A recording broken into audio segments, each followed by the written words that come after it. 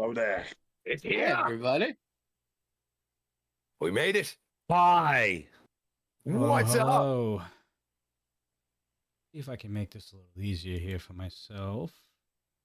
I pop it out and okay. Making strides here. Here we go. I got Rumble up here now. Oh, Rumble. Oh, yes. There we go. Rumble. We rumbling, bumbling, stumbling. Who used to say that? Chris Let's get Berman. ready to I used to love rumble. it. Rumbling, bumbling, stumbling. Yeah, love that. Rumbling. He could. Rumbling. Oh, I, wait. yeah, I think rumbling, bumbling, stumbling, and as cool as the other side of the pillow were my two favorite Stuart sports. Scott. That was Yeah, great. Stuart Scott Yeah. was awesome. Yes, he was. Yeah, he was I great. also like Trey Wingo and Fuego. In Fuego. Or was it Dan Patrick that would go nothing but the bottom of the cup when he was talking about golf? Absolutely Yeah. fantastic. Yep. I also like Berman's home run calls. Back, back, back, back, back, back, Yeah, back, yeah, dude, him calling home run derbies was great. It was great. Yeah, yeah. Yes. He couldn't do it now. They're too fast. They go The way derby? too fast with the pitching. Yeah. Yeah. I don't know if his cardio is good enough. Like they're hitting Yeah. 37,000 home runs per guy nowadays. Like Yeah. I don't know if he'd be able to. I don't know if there's enough Red Bull that could help that. All right, how's it going, everybody? Oh, we have I'm an echo. fantastic. We How are you guys doing? We have No, an that echo. was me. You're It was good. you? Okay. Yeah. All right, everybody, welcome to another special episode of the Rocky Mountain Rewind presented by the Dudes and Belts. I am your host, Johnny Deathdrop, as always, and we got ourselves a banger of a show for you guys. Before we get into all the details on tonight, let's introduce the crew here. On the top left, making his return from vacation, he is the one that lives way up there on the east coast of Maine. He is the pickiest of pickle eaters himself, the one and only Coastal Crusader. What's going on, everybody? Happy to be back.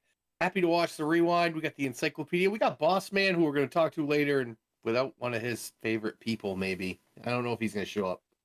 Yeah, we can't wait. And on the top right, I already made fun of him on Thursday, so we're not going to go with the pineapple stuff.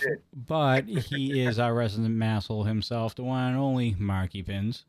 Yes, it is going to be a banger of a show tonight with the past of Rocky Mountain Pro starting it off in the rewind, the present of the conversation that we're going to have about the future of the NRW title in RMP. Long night, hang around, stay right here with the dudes. We got you covered. On the bottom left, he is the voice of Ignition. He is RMP's encyclopedia, the one and only Lucas Bradwell.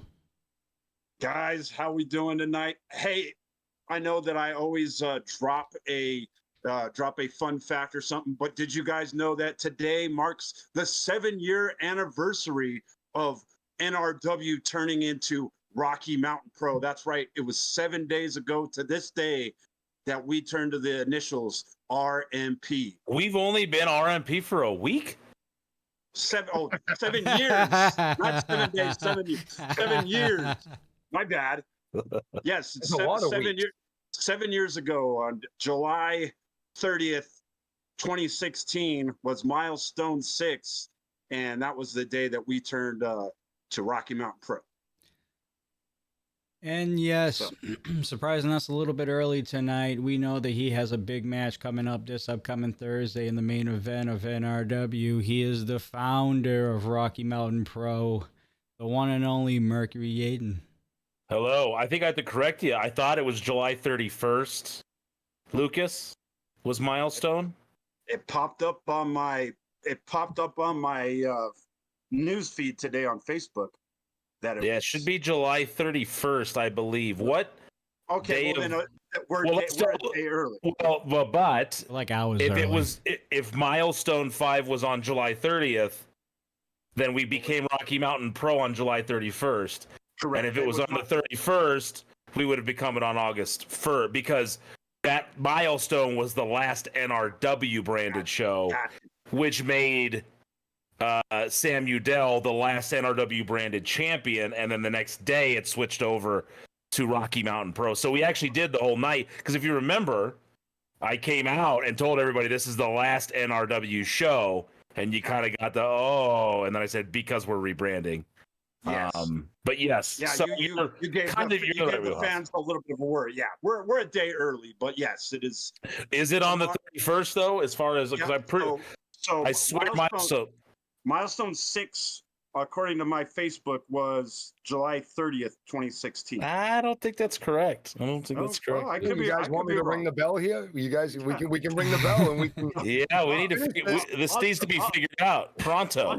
The opening contest on the Dudes and Belts Wrestling Chatcast is I'll trust the boss, man. You know. I mean, I could be wrong. I thought there's got to be a poster somewhere that has the date on it.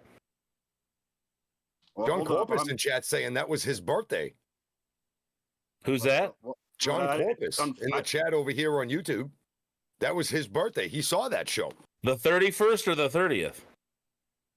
He didn't say. I've always been under the impression it was the 31st, but I could be wrong.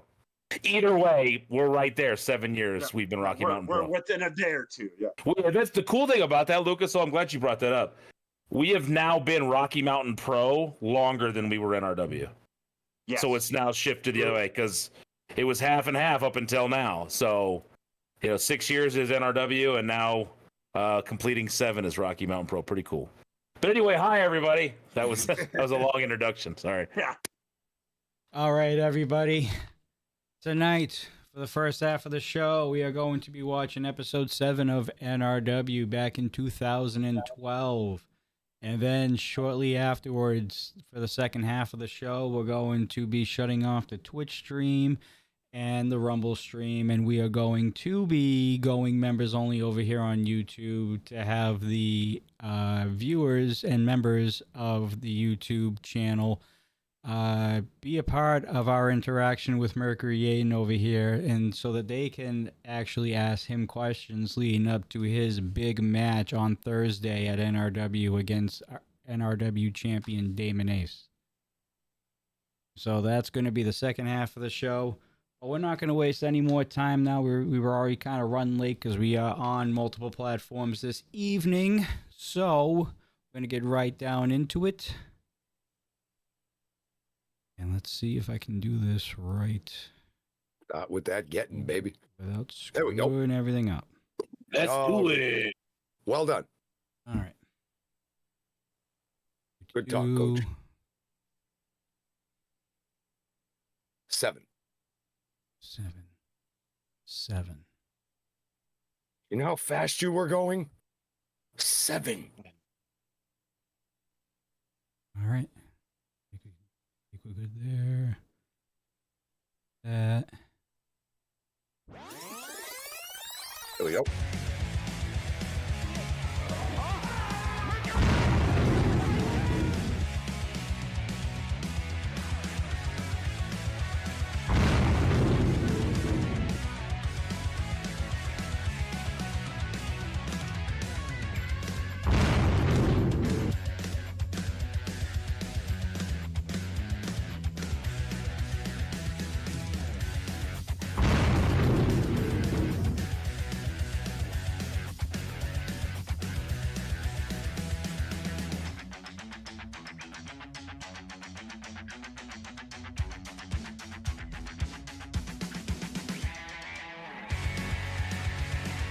Over Easy Stevie made this intro.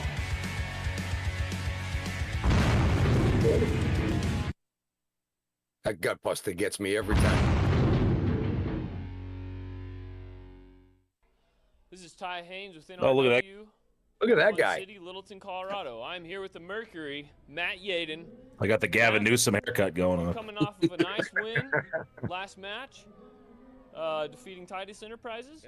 Yep. And you got another good match tonight. What do you feel? Well, I feel great. Now I get Chris Von Lohr in a singles match. We've done this before, and he's a big man.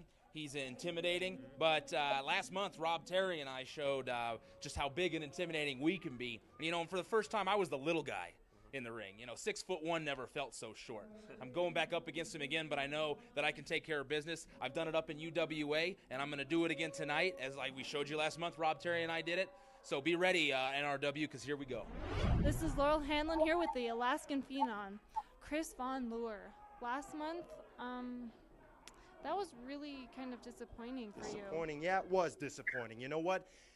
I faced Matt Yaden tag action. I had Arthur Blackheart. He had Rob Terry. Not exactly fair, if you ask me. But what better way to redeem myself than to defeat NRW's most faithful superstar tonight? Don't chew gum in promos, kids. Yeah. This video is brought to you by D. We both were doing it. the official photographer of NRW, and by Fun City, the That only Von place Lord to is a see mass of Revolution humanity. Wrestling live Yeah, and up big close. dude. Yeah. 18 years old in these videos. Very talented.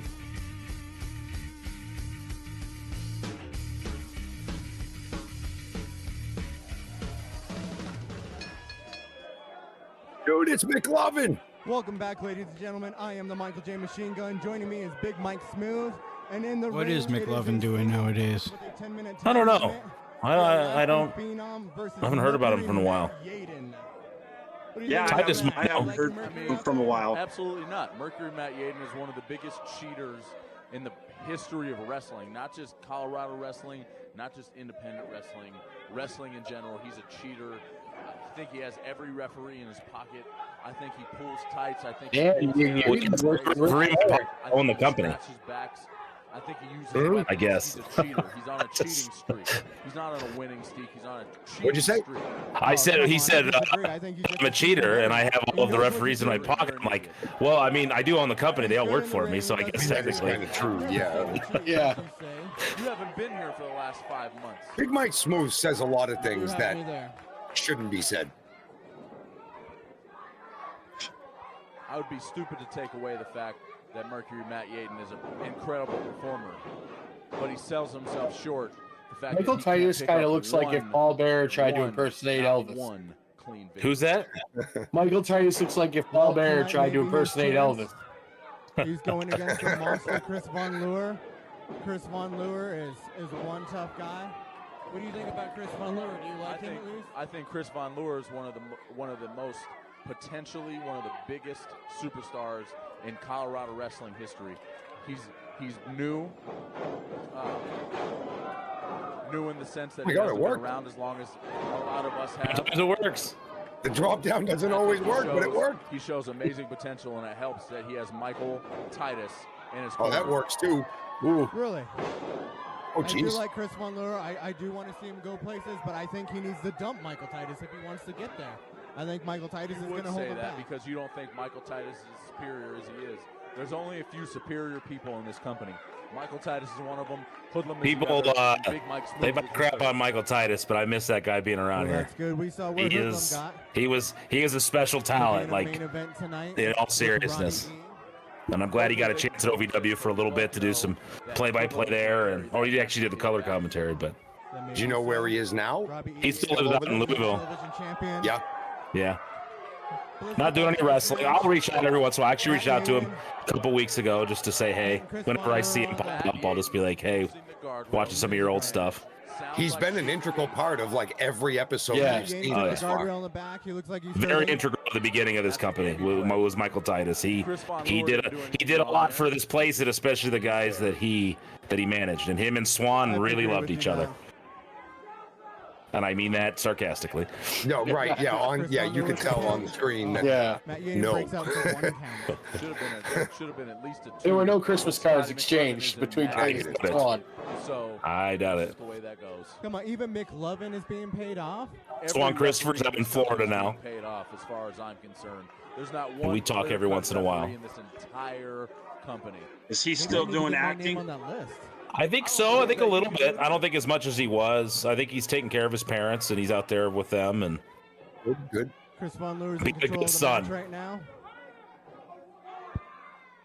Can't tell.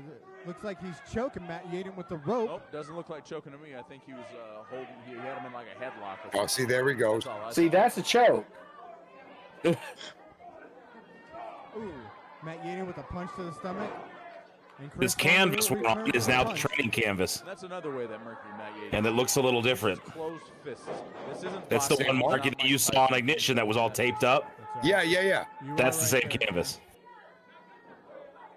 Has a few pieces of tape on it now. Yep.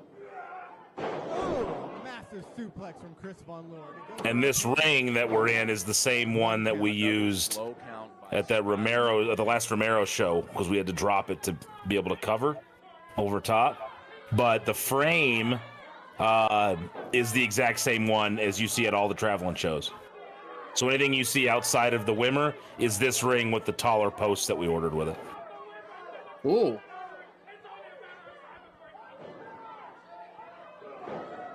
Monster Rings and Cages.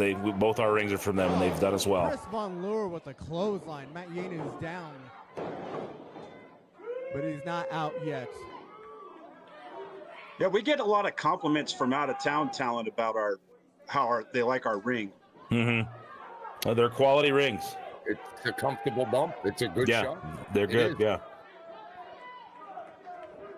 We try to take as good a care of it as we can. Came out, the fans definitely showed their love for Matt Yaden, but I mean, you really think about it, and it's a testament to the crew here. Like, these rings, both of them have been under heavy use. Like, not just a show or 2 or 3 a month, like, 7-8 shows a month, and training at least 4 days a week, and like they're constantly under use, and they've lasted a long time.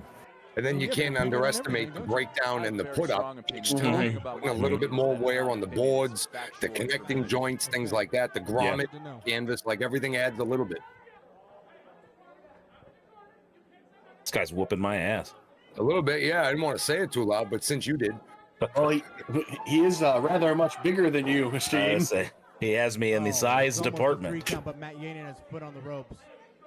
I didn't see it. What do you do in a situation like that? You got a young man, just unbridled power. He's got like almost a 1.5 to 1 size advantage.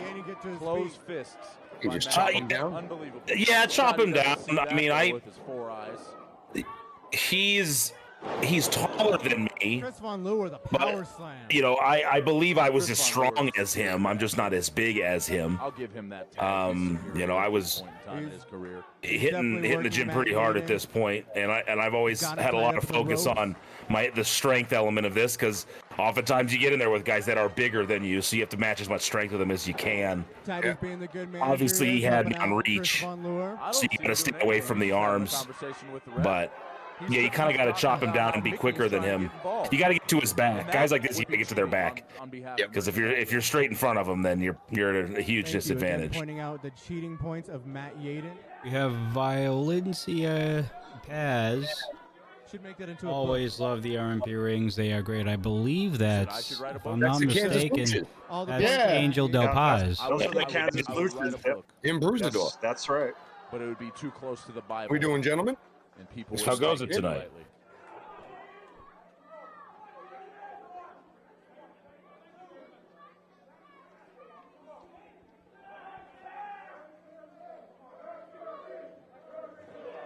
They call that the hard way, kids. Unbelievable show of strength. By There are many ways to enter a ring. That should be your last option. Correct. You are right there. He is schooling Matt Yaden. To be fair, Yaden, as well, this is more of a 3-on-1 match. Is he going for the pin? Fact. Well, it doesn't help, yeah. Oh, only a 2. Ooh. One of these days, I'm gonna have. And Arthur Blackheart was a pretty big dude too. He was a good 6 foot, well over 6 feet, probably 250, 260. Get this guy trying to do the electric slide on the apron. Matt Yaden paid him to. Oh.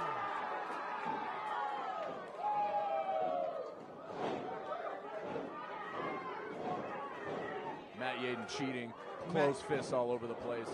He's got CBL's hair. He's pulling his tights. I saw all of it.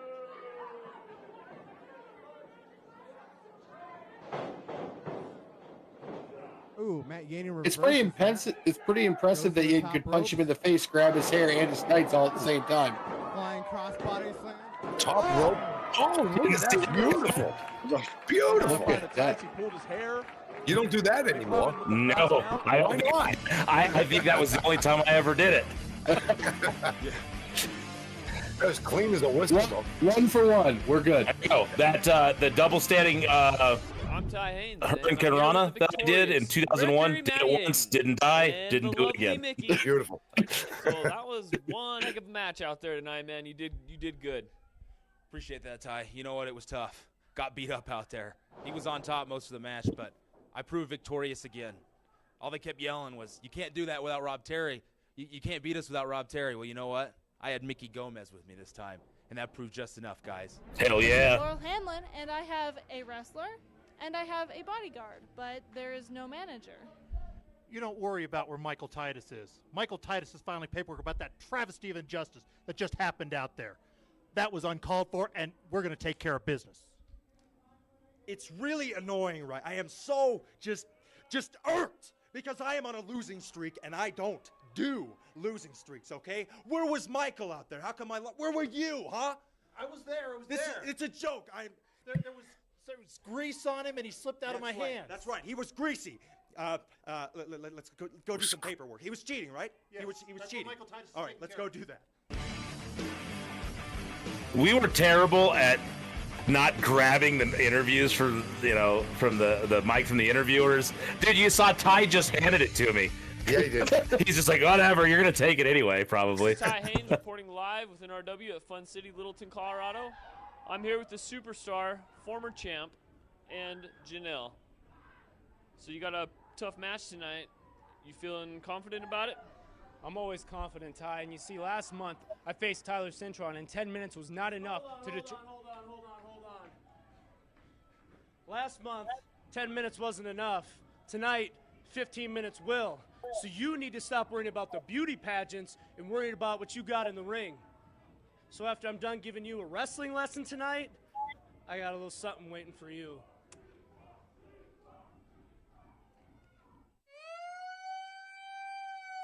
Wasn't very gentlemanly. I was just saying, I'm sure that line has worked a lot. This video is brought to you by D-Rock Imaging, the official photographer of NRW. See, Janelle there with Superstar, and then Mickey that was with me. They were the NRW Dazzlers, and they did some dance and stuff in between matches at times, and they, obviously managed a couple of us. They were awesome. They're like Nitro Girls, kind of. Yeah. And Tossie also, who Jesse tortured for 6 months. Yeah.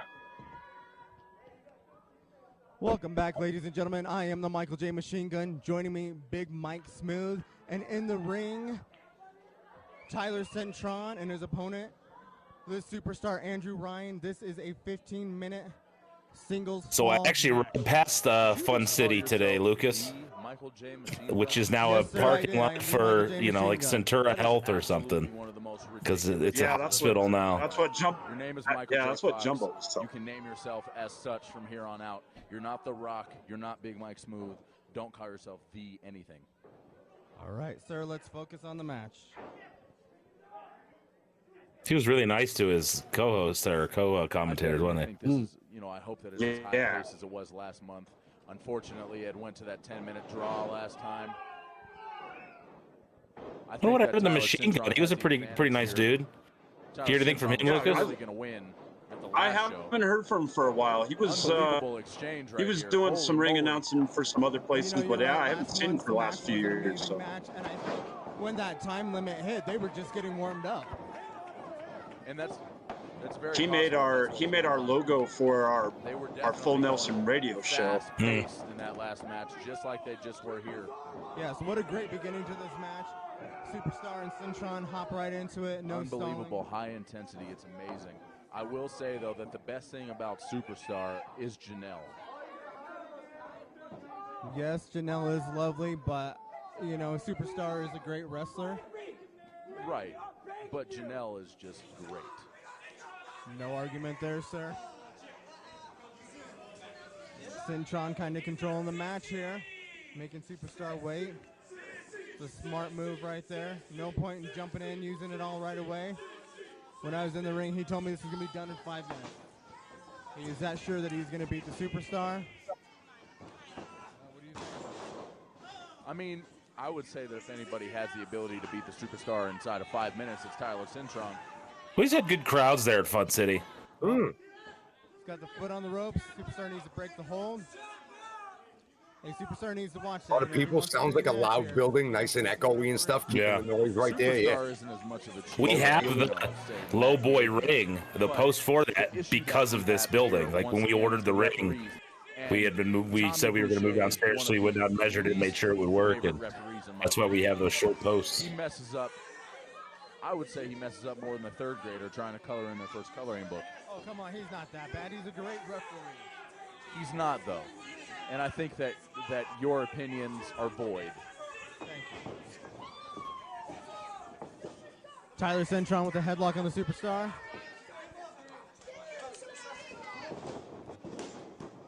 Ooh, a hip toss. Tyler Centron still holding that headlock.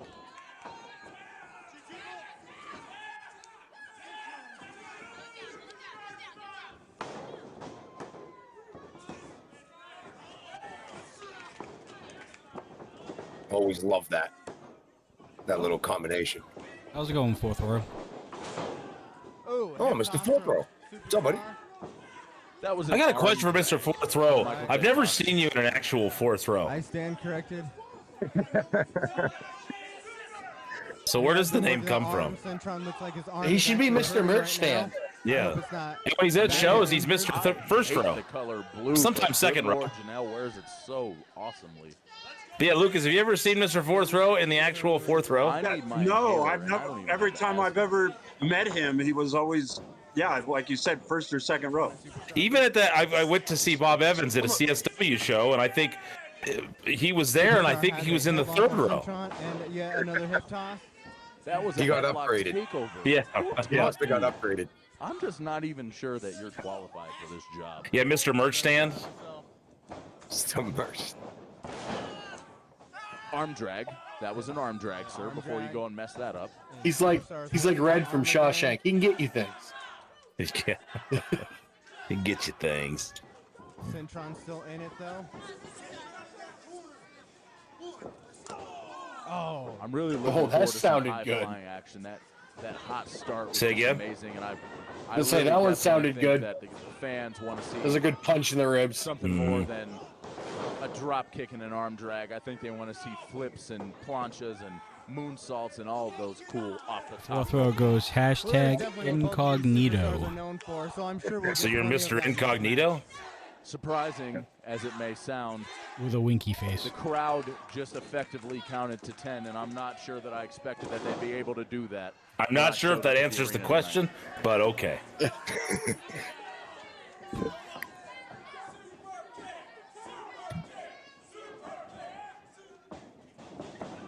Oh, Superstar flies over the Oh, rope. man. Superstar And is that's gonna the type eliminate of him. high flying action I was talking about.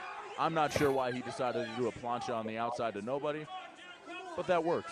He almost hit Barry Barricade. Like doing, that's what Superstar felt like doing. Oh, strip the Look at heels off. Tyler It's important. Centron's in the ring, resting up and getting ready for his next attack. You know, that's not what I saw. I think we're watching two different matches. Well, careful of that Safe to apron, say you fellas. need bifocals. Hit him with the Say- spike. The apron was made for a normal size ring. Yep. 36.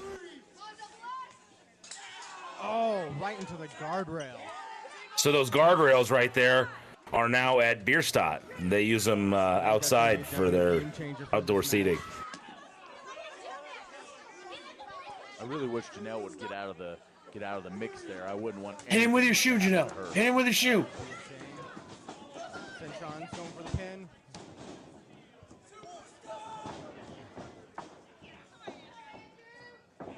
Centron with the headlock. Referee's in there asking if Superstar is going to give up. Looks like Superstar's fighting it, and he's still in it. I think Centron could afford to tighten that headlock just a little bit more.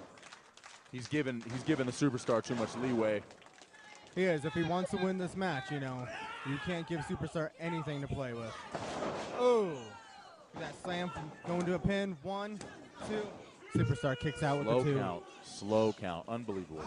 Never. I just We didn't don't know it at the understand what time, goes on but this with is a the referees in this matchup company. of two former NRW champions. I'm Right. sure it doesn't go the same way. Obviously, But at the time, it was not a matchup Michael Titus. of two former Centron champions. had, Man. yeah, Centron hadn't Right. been NRW champion yet. How's it going, the Drobe on Twitch? What up, Drobe? 2 count. Good to see you. Still in it. So Mr. Fourth Row Moving answered the kinda fourth slow. I row don't know if he question. has much in him. When he started going to WWE shows, he wanted to get tickets that the best he could find, and most of the shows, the best he could get check was this out. consistently Centron's the going fourth for row. Janelle. And he As needed he a Twitter should, as I handle, would. so It sounds peanut like butter fun. and jelly, it was Let's born. watch. That is an answer. There we are. See, now it makes sense. Yeah. Oh, Superstar is going to the top rope. Oh, hey, where's he going? Oh, outside of the ring, out of time. Wow. Cheating. Centron wasn't ready for that. There's nobody in their right mind that would ever be able to look me in the face and say that wasn't cheating on behalf of Andrew, Superstar Ryan. Hey, come on. Centron is in a match. He knows that. He has to be ready He for needs to it. give Big Mike Smooth the melatonin. Now, Paying to attention focus. to something far more important than Andrew. Well, he needs to focus on the match because it's not over yet. Looks to me like he's perfectly focused. He Doesn't look to scorpioned me himself. Like Andrew's He the did. one laying down. 2 count. Superstar kicks out.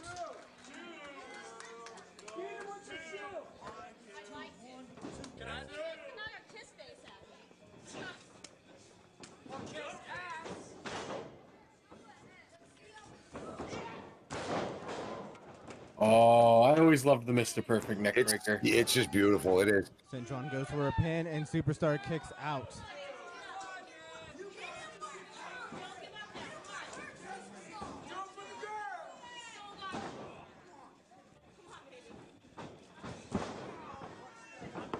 Looks like Centron So, taking Lucas. some elbows to the back of Superstar's Yes. head. Got So him locked up now.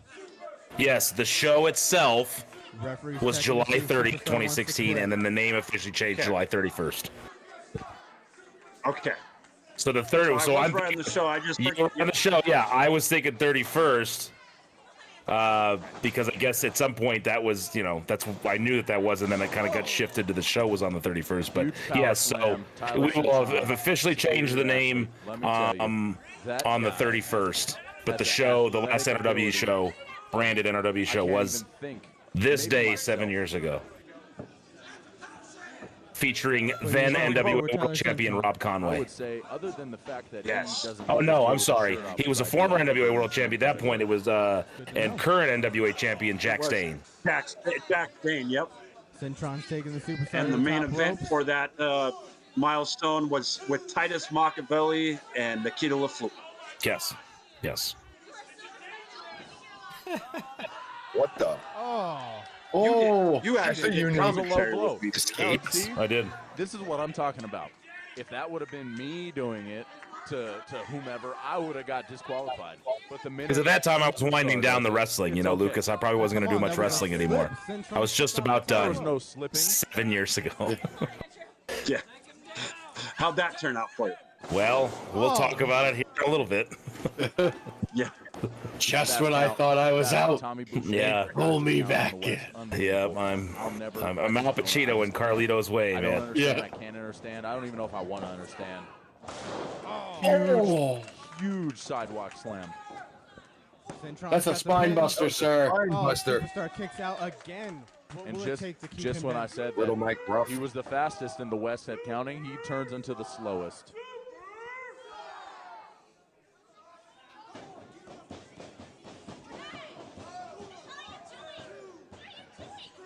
He's standing on his face, like man. A headlock with his foot. What are you Looked like a doing? legal maneuver to me. All right, so You're gonna Mr. call that Fourth one a Row legal goes, if Pretty RMP sure could have it was just a waited headlock with one his day to August 1st, that would have also been Colorado Day, as Colorado became a state on August 1st, Both men went for crossbodies there. 1876. Oh, if my mom could have waited Both another men day, are I could have down. been born on Independence Day. But we don't always get what we want, I And, guess. and you and Marky would have shared a birthday. We're gonna share the birthday. Yeah. I'll give mom a call tonight and just say, what were you thinking? You realize what you cost me? Looks like Centron. Centron's getting there. Centron is the first. That to is true. recover That's from cool. that. Close enough, right? Yeah. It's still Old works. shoes, hand grenades, and wrestling. Close enough. Yes. Okay, so the match last month between these two was 10 minutes, and it went to a draw. This is what, a 15-minute limit they extended it? Yeah, 15. How long they been going now? 10 anyway. 10, yeah. It's 10 plus. It's been an Like a outstanding springboard match elbow between drop. these two. And then a Ooh, I like springboard that. Yeah, these guys were athletes, man, both of them. Oh, hell yeah. Look at that vicious clothesline. Superstar I'd love going to get for the Centron pin. back out. I'd love to get and Superstar back into Centron kicks wrestling. out. He showed up to training a few years ago when we were at the fairgrounds. And these men have Him been and going Von at Lore it actually showed up 100% tonight. for a couple weeks. I remember. What is it going to take But- to keep one of these men down? Just wasn't able to get him to come back. No.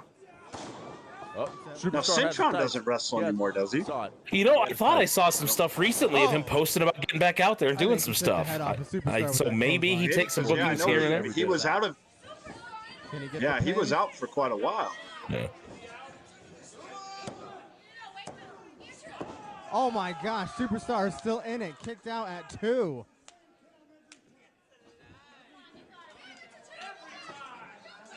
Tyler Centron slowing down there. He needs to stay on the Superstar. No, he was doing some he was being a personal trainer for people. Yeah. I think he's out in Vegas now working. I don't know if it's That's a the gym end or a of the supplement road store, for if he's good old running it. Superstar. Go ahead and count that. You might as well get ready to ring that bell, son. I think you are Here right, we sir. go. Yeah, I told these Uno, guys last week that he was a former Oh my gosh, he championship kicks from out Wrestling again. Hollywood television champion. Yes, he was. Yes.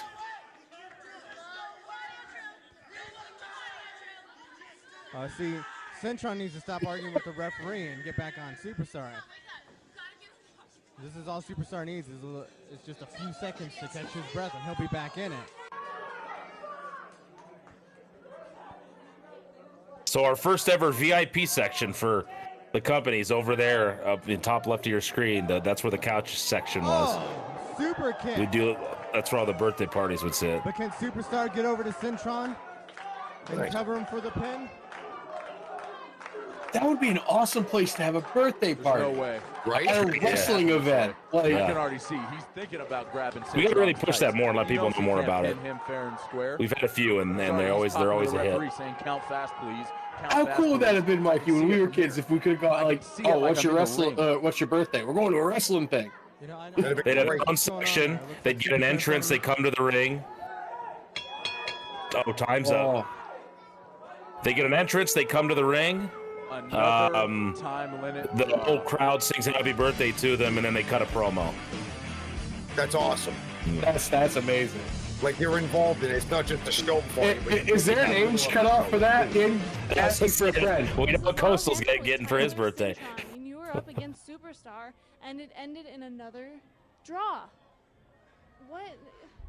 How fitting is it that on St. Patrick's Day weekend, Superstar gets lucky again? But Superstar, make no mistake, it's only a matter of time before I take care of you, and then I'm going to take care of your girl. It's Ty Haynes, and I'm here with the Superstar. Man, that was a tough match. You almost had him pinned, but you just couldn't get it there in time. You see, 25 minutes, 2 months, and me and Tyler Centron still don't know who the better man is. And you see, although I'm on my quest to once again be the NRW champion, it seems like Tyler Centron's the biggest speed bump in the history of wrestling. So NRW, New Revolution Wrestling, I think the last 2 months we put the wrestling into that name, and I don't care if it takes me forever. Tyler Centron, I'm going to kick you, I'm going to knock you out within the time limit, and I'm going to beat you and prove I'm the better man. That's a great picture of EY, by the way. Yeah, it is. Back in Impact, by the way. Mm-hmm. This is Ty Haynes with NRW at Fun City, Littleton, Colorado. I am here with D4, Duff Doyle, and Danger Dean. You guys are going up against Robbie E. Dino and rocking the Hoodlum chin tonight. strap. How you guys feeling Oh, about man, that no match? lettuce, though. Dina's the You know what? best Let me tell you a lettuce. little story. Back in January, Jesse Williams powerbombed me through a table. Last month, I was gone, but this month, Danger Dean is back, and D4 is ready to rise to the top of the tag team division here in NRW. And it's going to be a great night. Let me tell you why. 2 reasons. The first reason, our opponents don't even get along. Hoodlum and Robbie E., the TNA television champion. Excited about that. The second reason I'm so excited is that Hoodlum's on this mission to take out all the pretty boys here in NRW. And tonight he gets D4. And it doesn't get any prettier than Danger Dean and Duff Doyle. Isn't that right, Duff? That's right, Danger Dean. Tonight, D4 will dominate in the main event at NRW. That's 4 This is Ds. Laurel Hanlon and Swan. Actually, just that's 5 announced that Ds. Hoodlum and Robbie E will be 4 part of Ds the will main dominate. event tonight. Yeah, that'd be a 5th D. That's a second. That's a 5th D. Yeah. Thank God Triple I isn't around. Unbelievable. Let me tell you something. The conspiracy continues here in the NRW. Of course, against me, I have to team with the very thing that I hate most in this world, a six-pack frosted tip freak like you. Unbelievable. Here's the deal, bro. Pay that. Honey, Hamster, you might want to step out of the picture here. Go on out. Go on out. Hamster, we'll talk later. You're actually not looking too bad. Listen, bro. What are you so worried about? Yeah, we got a team together. You don't like guys like me. Well, bro, I don't like guys like you. Because if I hung out with you, I wouldn't get any chicks. You're ugly. But here's the good news. I'm the Impact Wrestling television champ, which means I'm pretty good at what I do. So tonight, if we're going to team together, we're going to win. You better not do anything to mess that up. I have to say, Robbie E is one of my favorite people in pro wrestling. Yeah. And I mean that all, not just how good he was in the ring, how good he was at what he does, but he's just, as far as a dude, like when I was working there, someone I talked to quite a bit, pretty awesome guy, man. Like, I'm glad to see him doing so well with NXT, the Robert Stone thing that he's been doing. He's an awesome dude.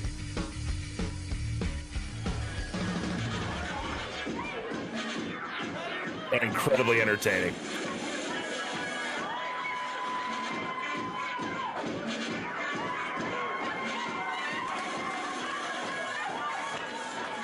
And an amazing dancer. Oh, by far, yes. Elite.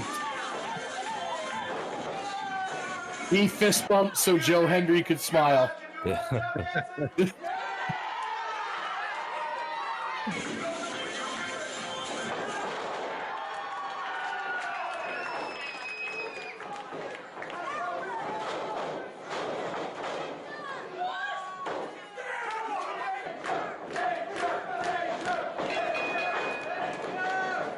Ladies and gentlemen, I am the Michael J. Machine Gun. Joining me again, Big Mike Smooth. Stop with the man.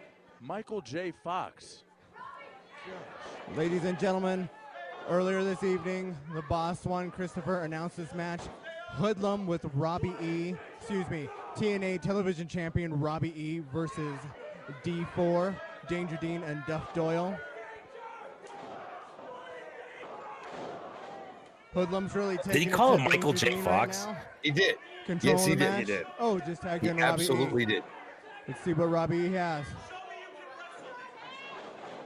I think he's mad at Michael J. Machine Gun because he's calling himself the Michael J. Machine Gun. So Big Mike has something to say about that. Yeah, but Big Mike Smooth always had a problem. He used to also call August Kai July. Yeah, I remember that.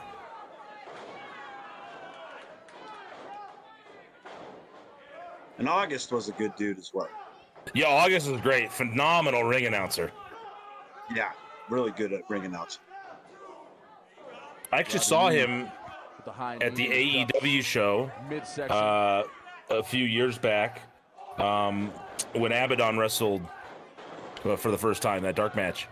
And when Stevie and I went in, we sat right next to him. I think that was too and we just walked in, just happened to randomly sit right next to August. Duff doesn't even know what he's doing most of the time. I wouldn't think about it too Yeah, hard. I've talked to him a few times since he left. Yeah. Hoodlum just tagged himself in.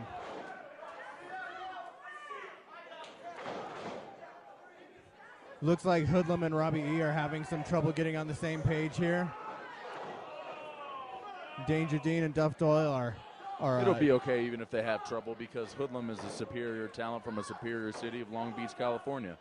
So at the worst case scenario, Hoodlum will just take care of all this by himself. You think Hoodlum can handle it all by himself? I know Hoodlum can. I've been watching Hoodlum wrestle, wrestling with Hoodlum, wrestling against Hoodlum for 7, 8+ years now. I know what he's capable of. Hoodlum is definitely a good wrestler, but, you know, with the tag team of Duff Doyle and Danger Dean, both men are great, and they're on the same page. They're working together. You know, Hoodlum really needs Robbie E on his side here. Sometimes I just have to block you out.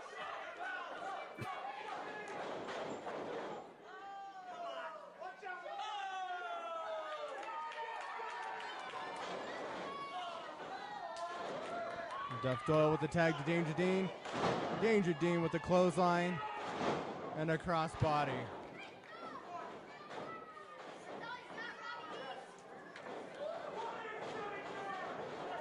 Oh. Good teamwork there. Mm-hmm. Amazing teamwork by the team of Hoodlum and Robbie E on that exchange right there. I would say they're working together like a well-oiled machine. You would think that they've been tag teaming 25 years together after that exchange. You know what? I think you're right. I may have called it too early. Definitely doing some good double team moves Sounds there. like you to figure something out too early.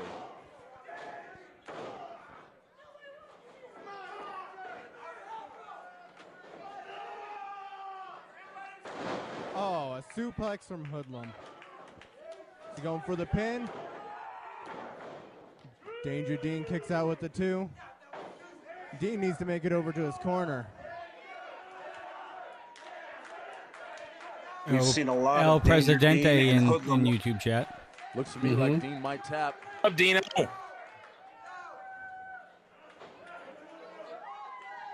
What were you saying, Lucas? A lot of Danger Dean and Hoodlum. I was going to say, we've seen a lot of Danger Dean and Hoodlum over the years. Yes. And we saw a lot of Hoodlum's hands in Danger Dean's hair Referee's there. calling hair pulling on that. That was not a hair Yes. pull. He had him by the shoulder blades.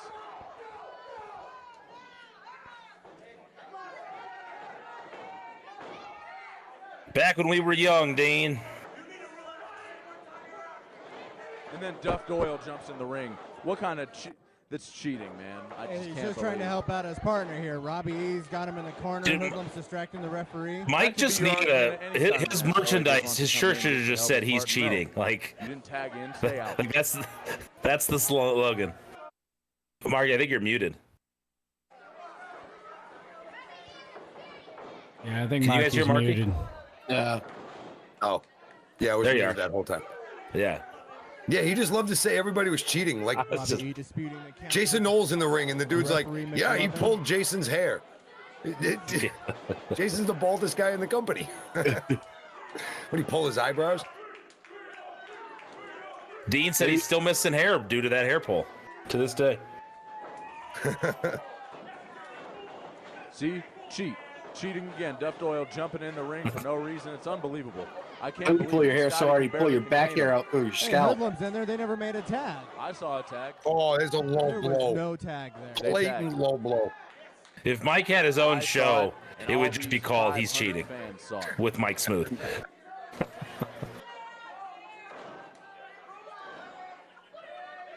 Only a select few of us were cheating, though. Yeah. Oh, Man, that's a freight train. but ran him to the post. Hoodlum's going for the pin. Hoodlum never cheated, according to Big Mike Smooth. That I was definitely close. thought Like, that was the his end best for Danger friend, Dean. I didn't think according he to was Big gonna Mike. come back from that one at all. I agree. I thought that I was. Yeah, find it. pretty close. I find it Yeah, funny they that were. one, Dean's trying one of to the get up, fans but I don't think he's gonna comment make it like to his commenting corner. like he miscounted. I'm like, Puts no, him that's on the him right California away, area, the way good it bro. should be. Oh, Needs to keep him down. He needs to control the match. Throwing Danger Dean back into his corner. Literally into his corner. Hey, that's close.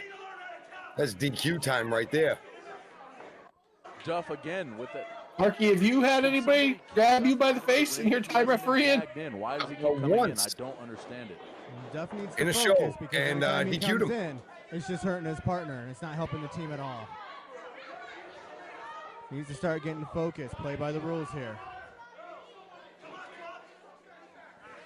Dean's struggling to get to that corner, but again, Hoodlum's in control. Makes the tag to Robbie E.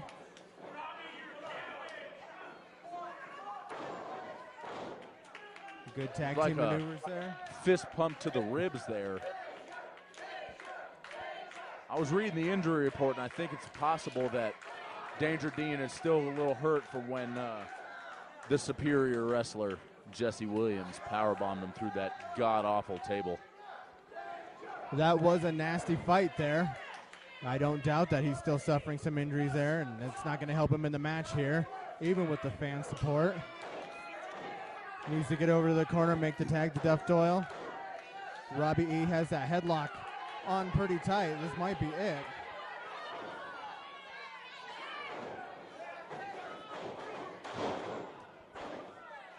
Robbie for the pin. Danger Dean kicks out at a 2. Oh, this is going to be the end of the road. Those abdominals are going to be in pain. That fist pump to the ribs, and then this It looks like it's an abdominal stretch on the mat. Referee's checking the arm. That's 2. This may be it, folks. The ref says Dean's still in it. Dean's trying to get to his feet.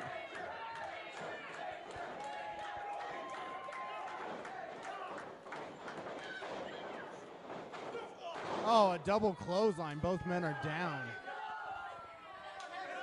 That looked painful.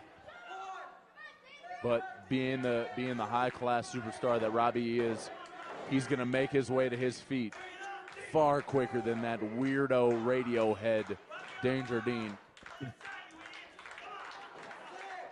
It looks like he's lost it right. Nope, he found his corner. Hoodlum's in. Oh! Oh, no. Danger Dean made the tag.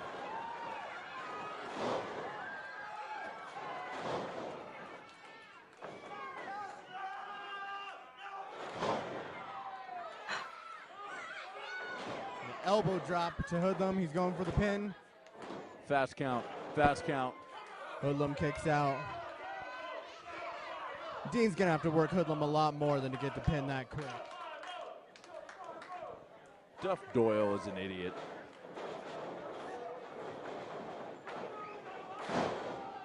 Oh, look at that leg drop. Patented hip toss leg Love drop. that. That's so fluid. Nobody in the game can do it as good as Hoodlum. More fun to watch than it is to be on the receiving end of, though, I can say from experience. We'll take your word for 100%.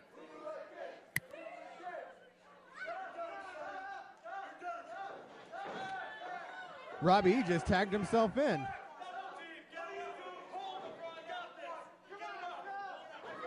Is it just me that has a weird Robbie's calling for sound coming through, or is it you guys too? No, it happens sporadically from time to time. It does this about once or twice this show. Yeah. Okay. Hoodlum in the head. It's a Discord thing. Yeah. Oh, Danger Dean, what is he doing? I suppose Scotty McLevin didn't see Duff Doyle grab Robbie E's tight. Dino just turned on the rocket engines and took Hoodlum out.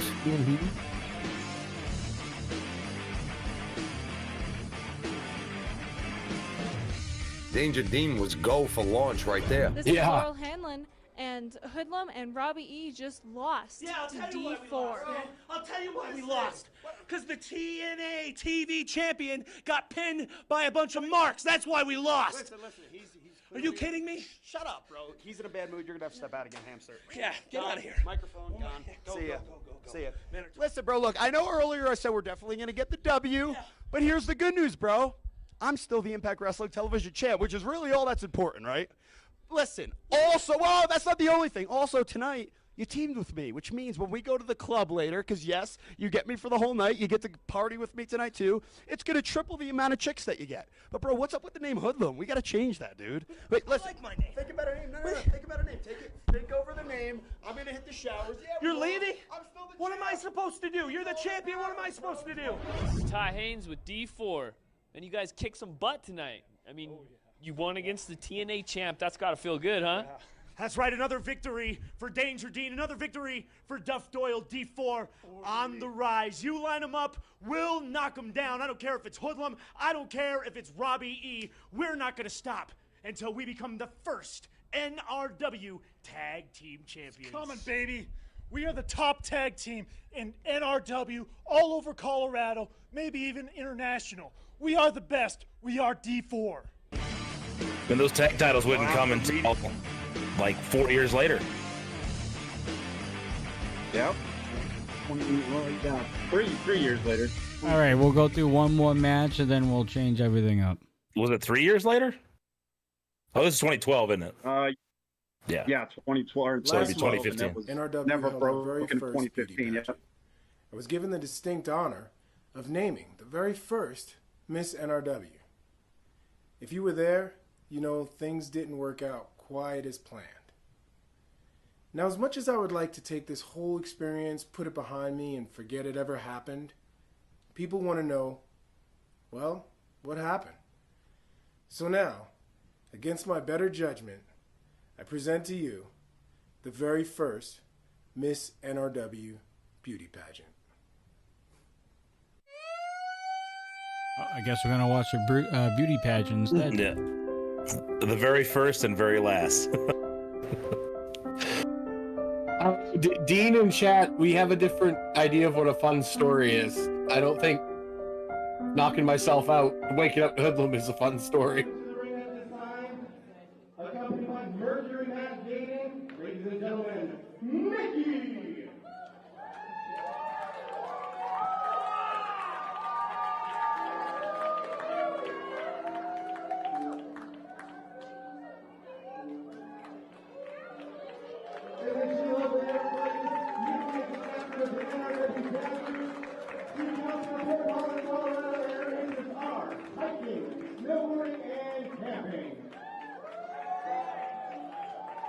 Ladies and gentlemen, our next contestant, accompanied by the first and former NRW Wrestling Champion, the superstar Andrew Ryan, ladies and gentlemen, Janelle!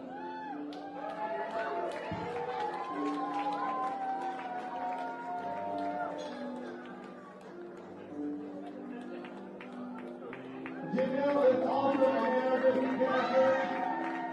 Superstar has that Ricky Bobby look on his face, like, I don't know what to do with my hands. Yeah. And watching the superstar. Ladies and gentlemen, our third contestant is Bethany Allred. She is escorted by the owner of UWA, Michael Titus. Oh, jeez.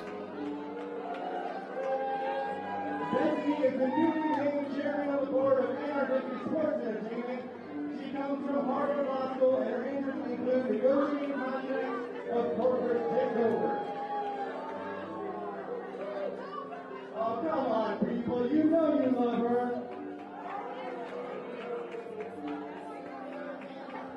A smile on Michael's face. The man was gold. Gold. Absolutely. Be wow.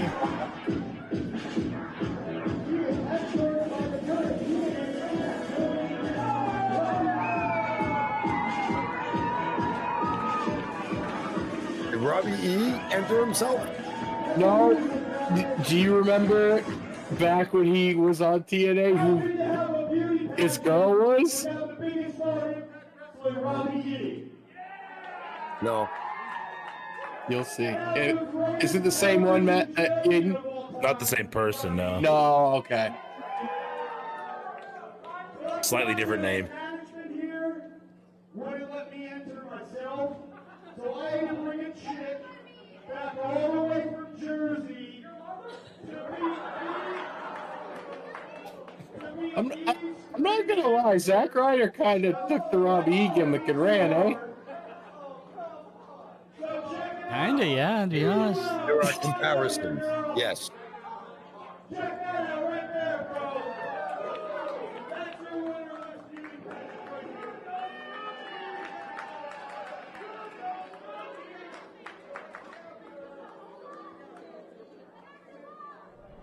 She's just in a tank top. Well, I've been here from the get-go. I'm fun, outgoing. I've been here to see all you guys. Pathetic. I think I'm 10 times better than B-Wow, that's for sure.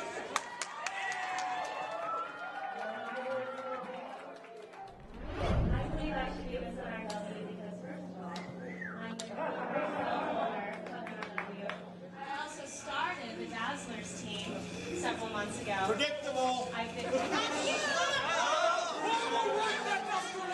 I'll try and turn this up a little bit if I can. Bethany, would you like to join me?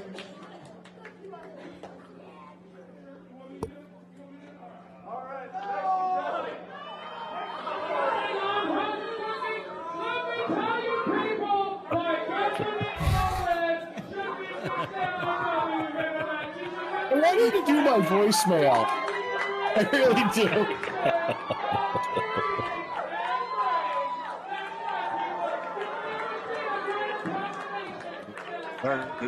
There's Alexis. Wait. He doesn't know. He doesn't know she's there.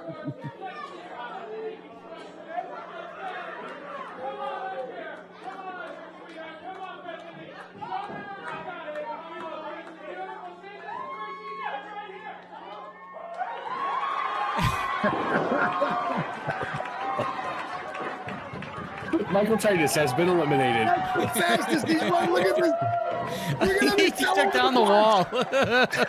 He scaled that thing. Parkour. Oh my God! Somebody just told him there were 8 pieces in the back.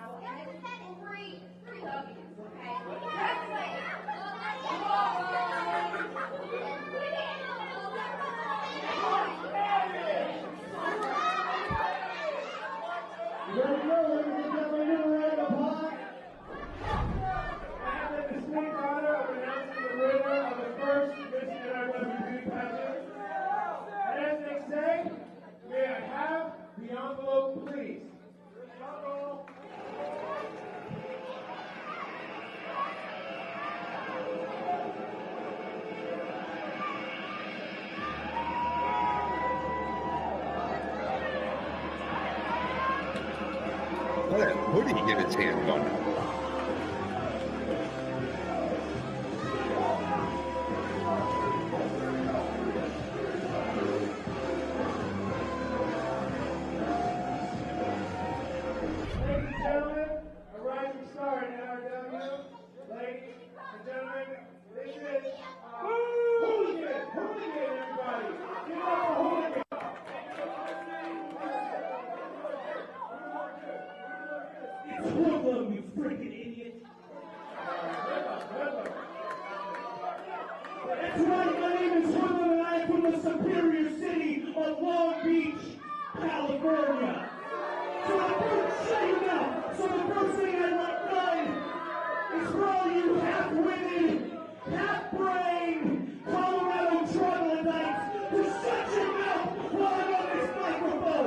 I'm not a fan of Colorado.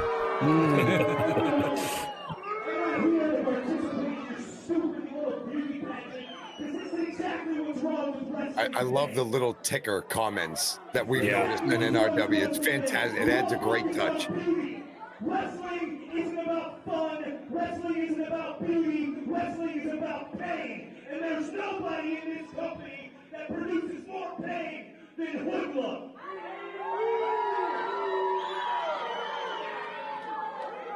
So I'll tell you what, I'll show you exactly what I think of your stupid little beauty pageant. Oh, he just ripped up the envelope, dude. As far as I'm concerned, there's only one person, and it pains me to say this, there's only one person in this entire building, even though he's a six-pack, bleached tips, belt-carrying wannabe.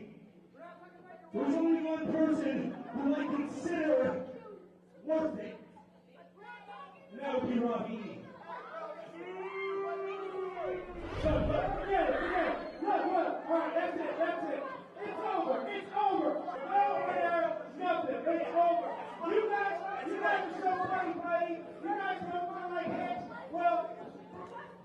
Well, that's not fair. Tag teaming in the main one against Duff and D4.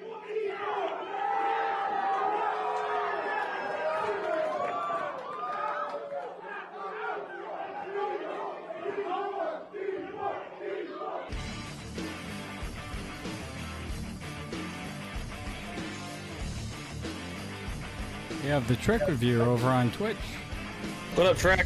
Now, even though the pageant was ruined, that doesn't mean we can't have a Miss NRW.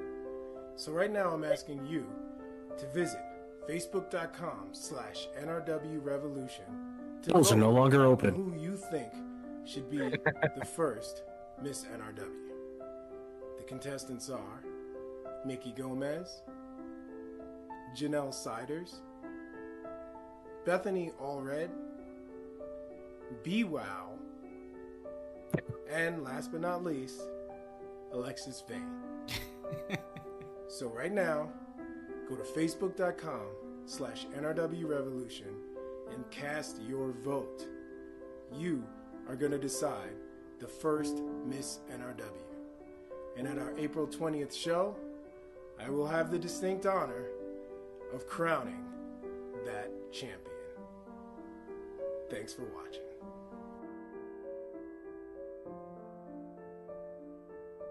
All right, who thought we were going to end a rewind portion with Every a third beauty Friday, pageant? NRW Sports A beauty Entertainment pageant. presents New Revolution Wrestling, this month featuring TNA Impact superstar Eric Young.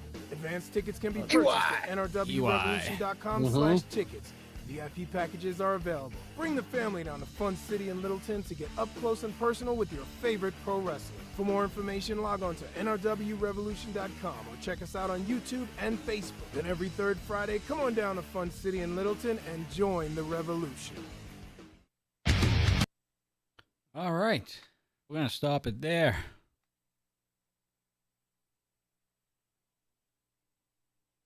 Well, that was interesting. Wicked. Yeah. All right.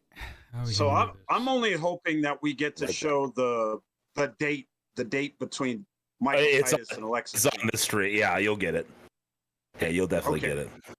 Because that thing. I do have some other footage that Swan sent me that's not on these lists, so I'm going to try to get it to you in the next week or two. I just got to get it kind of edited and cut, but we had thought we'd lost Milestone 2 for a long time, but we actually do have it. I have it now. Oh, we do have Because it? we only had like the finish of the main event, but we didn't have all the matches. So I'm going to try to get that before we get to Milestone on the rewind so everybody can see far it. is Because basically Milestone no 1? one has seen it.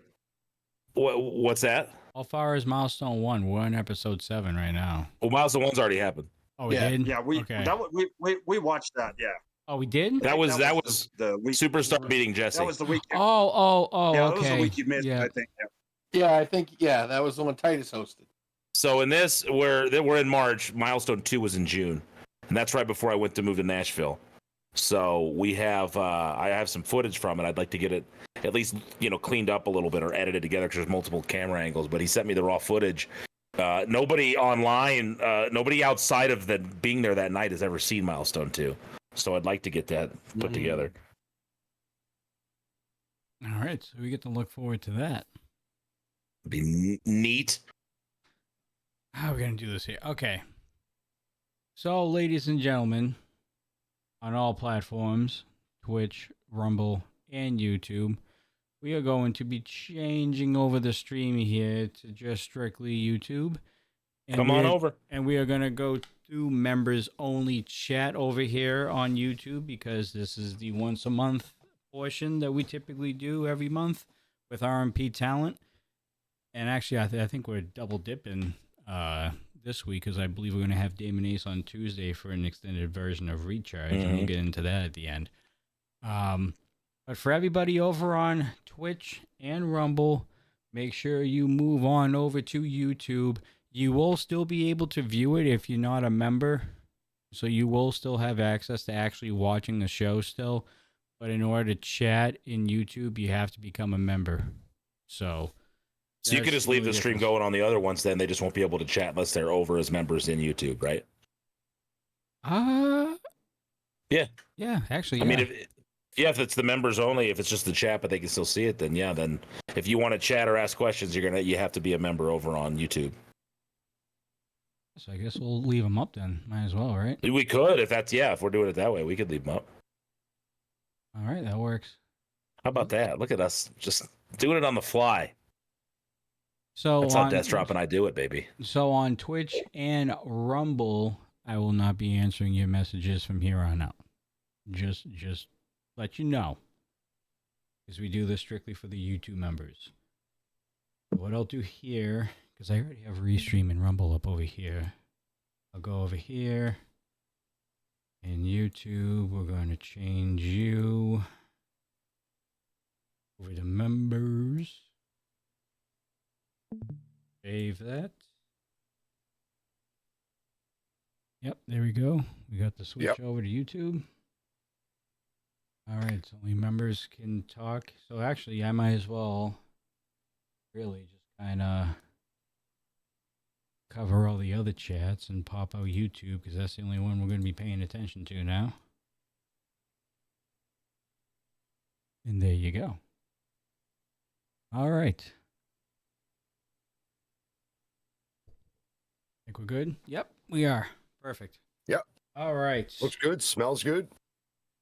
So, everybody on YouTube watching, as long as you're a member, we will be reading your questions in chat. If you have them, fire away. But sorry to kind of get rid of all the good vibes and the good moments here for Mercury Yaden over here, because now we got to get down to business here on what's coming up on Thursday in your upcoming match at NRW against one Damon Ace. So we're going to leave it up to the boys here to start it off, and we will be watching YouTube. And as we go along, the YouTube members have priority. So if I see a question, I will stop the rotation with the dudes and we'll go right to the member that asked the question. And we're just going to keep on going like that until the stream's over, which is probably going to be a little over an hour. So... yeah, we'll see. We'll see how long we go. You might get about 10 minutes out of me. All right, so fire away. Okay, well, I'll go first. I know this is usually dangerous, but I think I have a good one this time. Yeah, Coastal starting off an interview is definitely not a good sign. And the way you started that one off... It's okay. It's okay. This is a good one. So, Mercury, we know we've seen you have a lot of bitter feuds in the past. Hoodlum, Curtis Cole.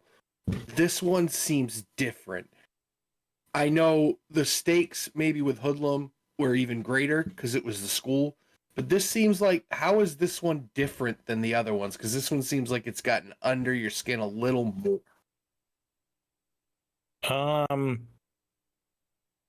Well, Jesse and I were, the Jesse Williams feud. It was the beginning of the company. We were two guys that kind of helped build it. We were equals in experience. We've been doing it about the same amount of time. Jesse and I had a lot of similar mindset when it came to what it takes to be a pro wrestler. We just differed on how we went about it. Hoodlum was younger in wrestling than I was. He was a guy that I really put a lot into as far as trust. I took when I started NRW, I wanted him there. It's been said multiple times that he kind of had a reputation that other people said and warned me about, and I saw a talented young man that I was going to give a chance to because he hadn't, he hadn't displayed the things that I'd heard. So, I judge people based on how they treat me and how I see them treat others, and I had no reason to think ill of him. Obviously, over the years, there were some things that happened, but there was a relationship there I had with Hoodlum up until now. We just saw on Rewind. He kind of seemed a little jaded, and I don't know if jealous is the word, or if he just had an issue with people that seemed to work out and focus on the aesthetics of wrestling, and that really bothered him. So he started to kind of take it out on me at some point. So how we got to where we were was different than Jesse Williams. And then obviously, if you've been watching Rocky Mountain Pro long enough, he joined up with Titus.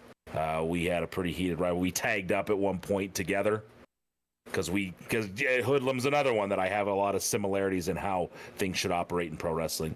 So we became really good friends, tagged for a while. We know kind of where things went. At that point, I went my direction with Mars. I'm not proud of how I did everything, but it just is what happened. Because I'm not completely without fault in a lot of the issues that I've faced here, and some of the things I've done. I'm not proud of some of the ways that I've handled things. But Hoodie and I's was much more personal at that point. So when it came to the school, and he wanted to take the school for me and everything with Titus, a lot more personal. Damon is a guy that came to the school, wanted to give us a shot, had heard a lot of things about me, and I have to give him a lot of credit. He came and found out for himself.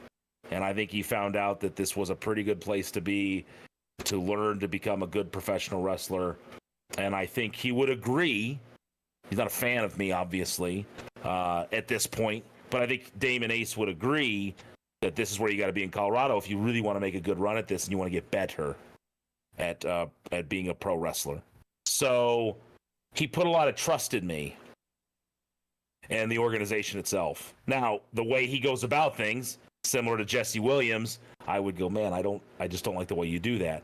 That being said, you know, I've got my own I've got my own things in my past that aren't that much different than what Damon Ace is doing. Like I've had my dark moments. So I don't know if there is much of a difference. You guys might see a difference from the fans' perspective, from a journalist perspective, from someone observing it. The only real difference is I'm older. I'm not in as good a shape as I was in those other instances. I had kind of really started struggling with my weight and staying motivated with Hoodlum in around 2016-17 when that all happened. So there's a big similarity there, but I was still active a little bit more then. This last year, though, I've been pretty stoked. And as you guys have seen, like I've had my moments where it seemed like I was kind of really starting to get some momentum again, and some things have happened. So I don't know. It's a long way to get to it, Coastal, but I just trying to put as much context in there as I can. I don't know if there is much of a difference for me. It's actually very similar to Hoodlum, I think.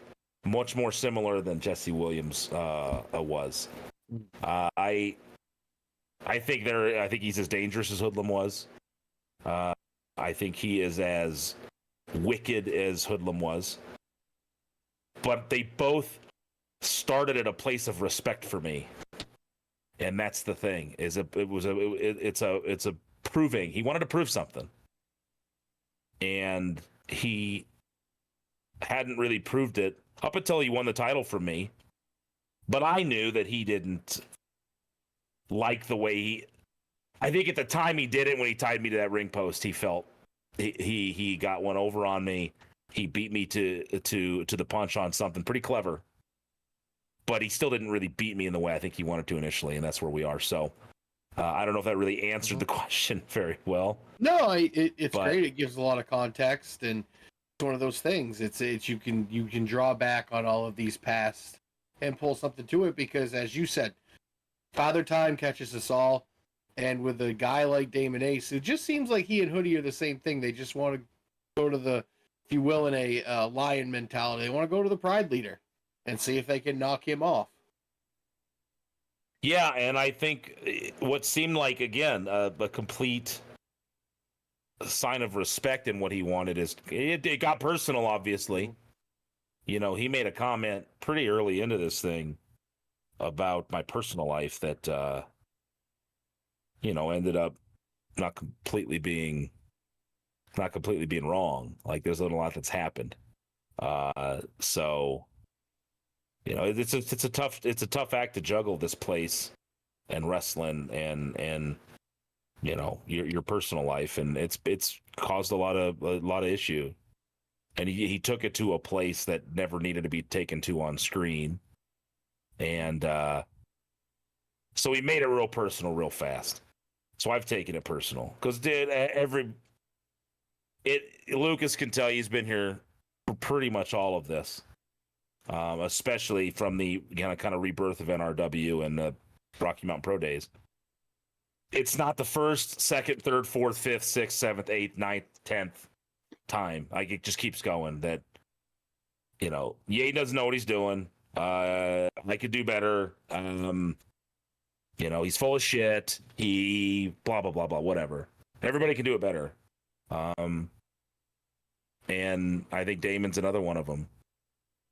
Now he's got me an age advantage. He's in better shape than I am. But I've done all the things he's doing. I've done a good amount of them in my own way. So I think he believes that he's got a nastiness to him that I don't have.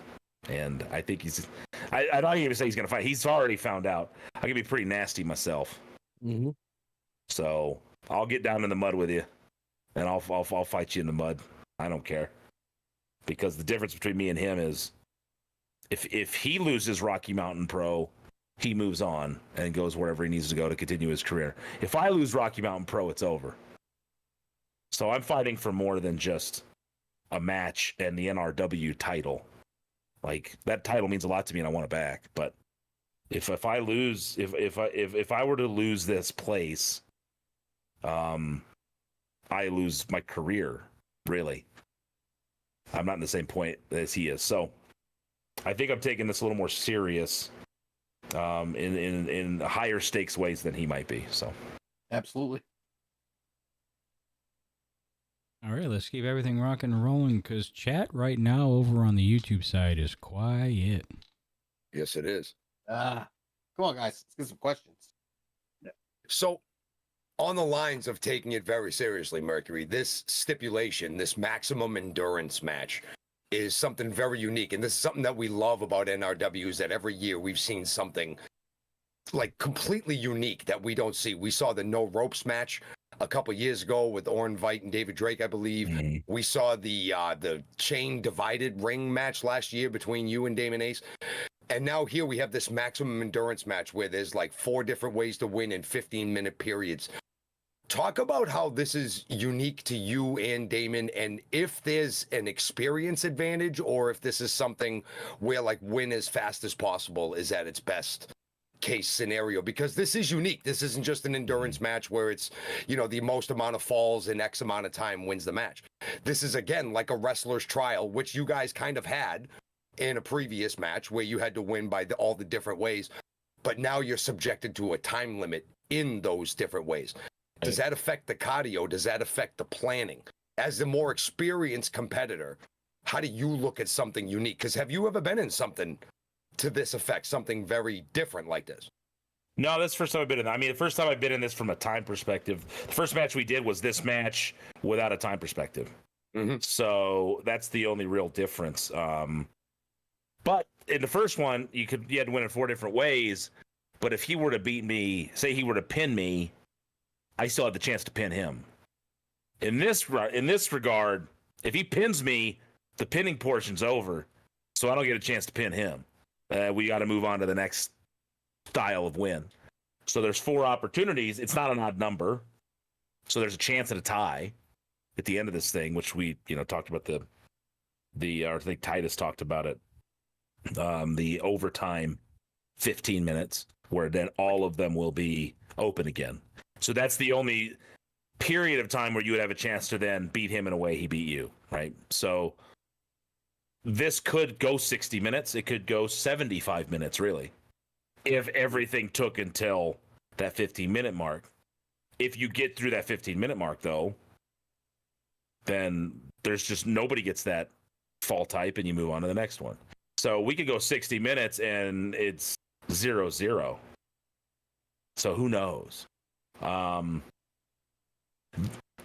do think endurance is going to be a big part of this. I mean, it's in the name of the match. Beating him or him beating me as quickly as possible is ideal in this situation. Experience, I think, does help me, but Damon Ace has a lot of experience too. That's the thing, is I do have these years of experience, but he has wrestled so much, and that's the thing I'm most proud of here at Rocky Mountain Pro, is it allows the men and women of the company an opportunity to get an amount of experience in a shorter amount of time than they would normally get most places. So Damon Ace has been a champion here. He has been a staple on the program now for several years, both Ignition and Charged. So he's got more experience than a lot of guys I might wrestle in this situation that might have the same amount of years in, because it's, how many matches you have versus how many years. But this is a unique experience for me. It's a combination of several things, and I think that I do have to pay attention to endurance, because I'm not in the shape that I was in a lot of the stuff we're watching on Rewind. Damon Ace is in better shape than I am when it comes to the endurance and the conditioning. Like, I believe I'm as strong as him. You know, we kind of talked about it with that Von Lohr match. I'm like, he's bigger than me. I'm as strong as him, but I believe I'm still a pretty strong guy. But you know, I'm not going to kid myself and pretend like I'm in the same shape as Damon Ace, because I'm not. And I have to be a little smarter in where I put everything.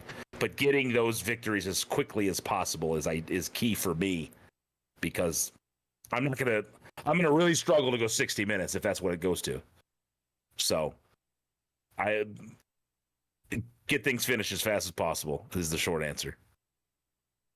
That was going to be my follow-up to that. Is it just go in there and just get it done ASAP? Yeah. Or do you want to try to wear him down? No, because I'm not going to win and then wear him down.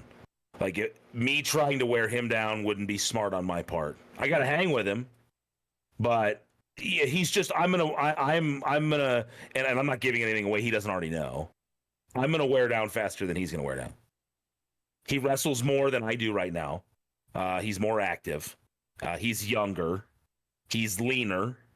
So I have to be smarter. You know, Coastal had mentioned something after the match where he beat me, that he outsmarted me, tying me to that post. And yeah, it stings to hear that. And I'm like, is it an outsmarted thing? Is it a shitty thing? Is it dastardly? Fine, but he did think of something that I didn't think of. Now, I would like to think I wouldn't want to win that way, because I don't. But I can't get outsmarted again. I have to be smarter than him. In this regard, you got to pin him, you got to submit him, you got to knock him out. And once we get to the point where we have to get a guy on the outside and keep him out there, then that's where that smarts, that brain works for that to come in. So no, I will not in any way try to wear him down, because he's going to win that. He's going to win that battle if it comes to a battle of conditioning and who's wearing who down quicker. I got to be smart and get to the objective quickly. Yep. All right, we still have nothing over in YouTube, so Lucas, go right ahead. All right. Well, so you mentioned Yaden. You know, yeah, I've known you for a long time. I've seen a lot of the battles you've went through over the years. I've seen you go to that dark place that you talked about.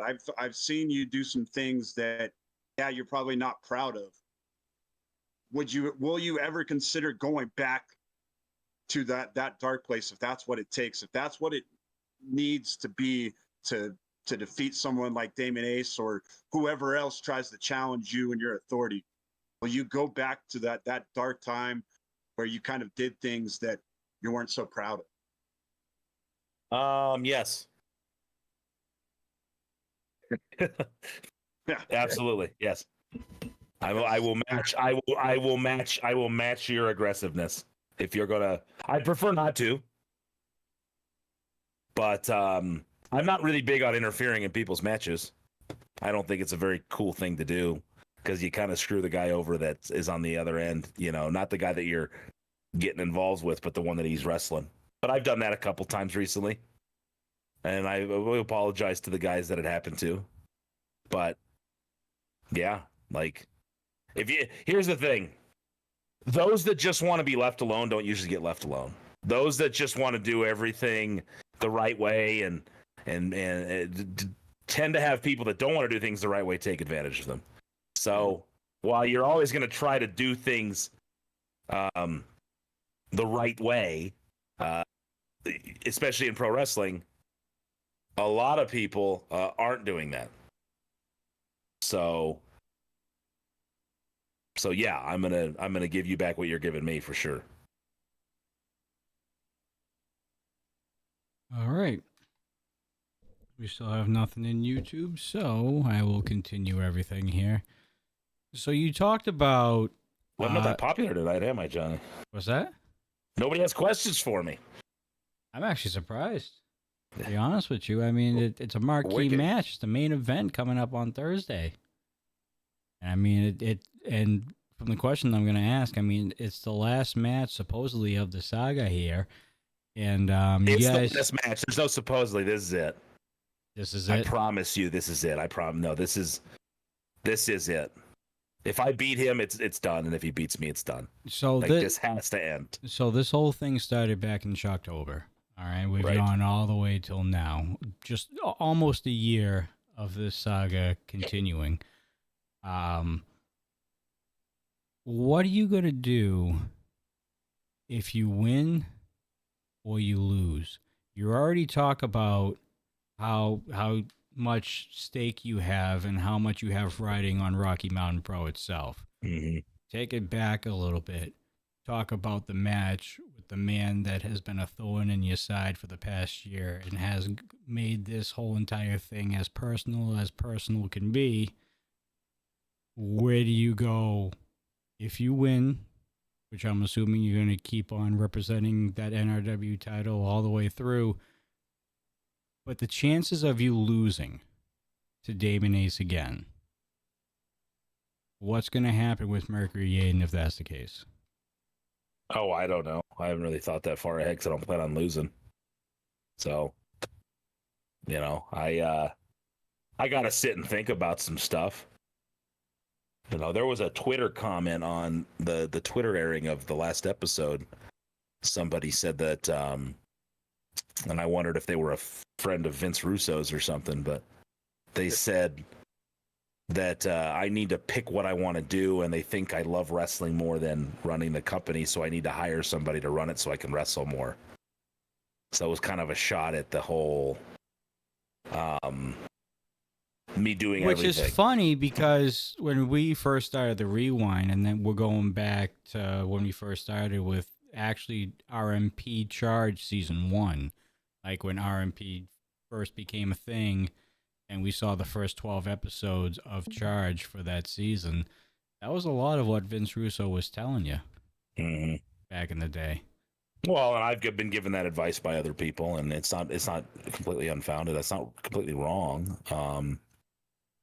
It's hard to do everything. It's hard to wrestle and try to run things and run the school, pay attention to what's going on, try to grow the company. So I get that, but I still have I believe I still have something left in the tank. So I don't know. I really don't. I don't have a good answer for you as far as what I would do if I lost. What is so your I guess I just what is better your not lose. opinion on Damon Ace if in case you win or lose after this? Because what's my opinion on him? From what you said, this is guaranteed the last match. This is it of the entire thing. Here's the thing.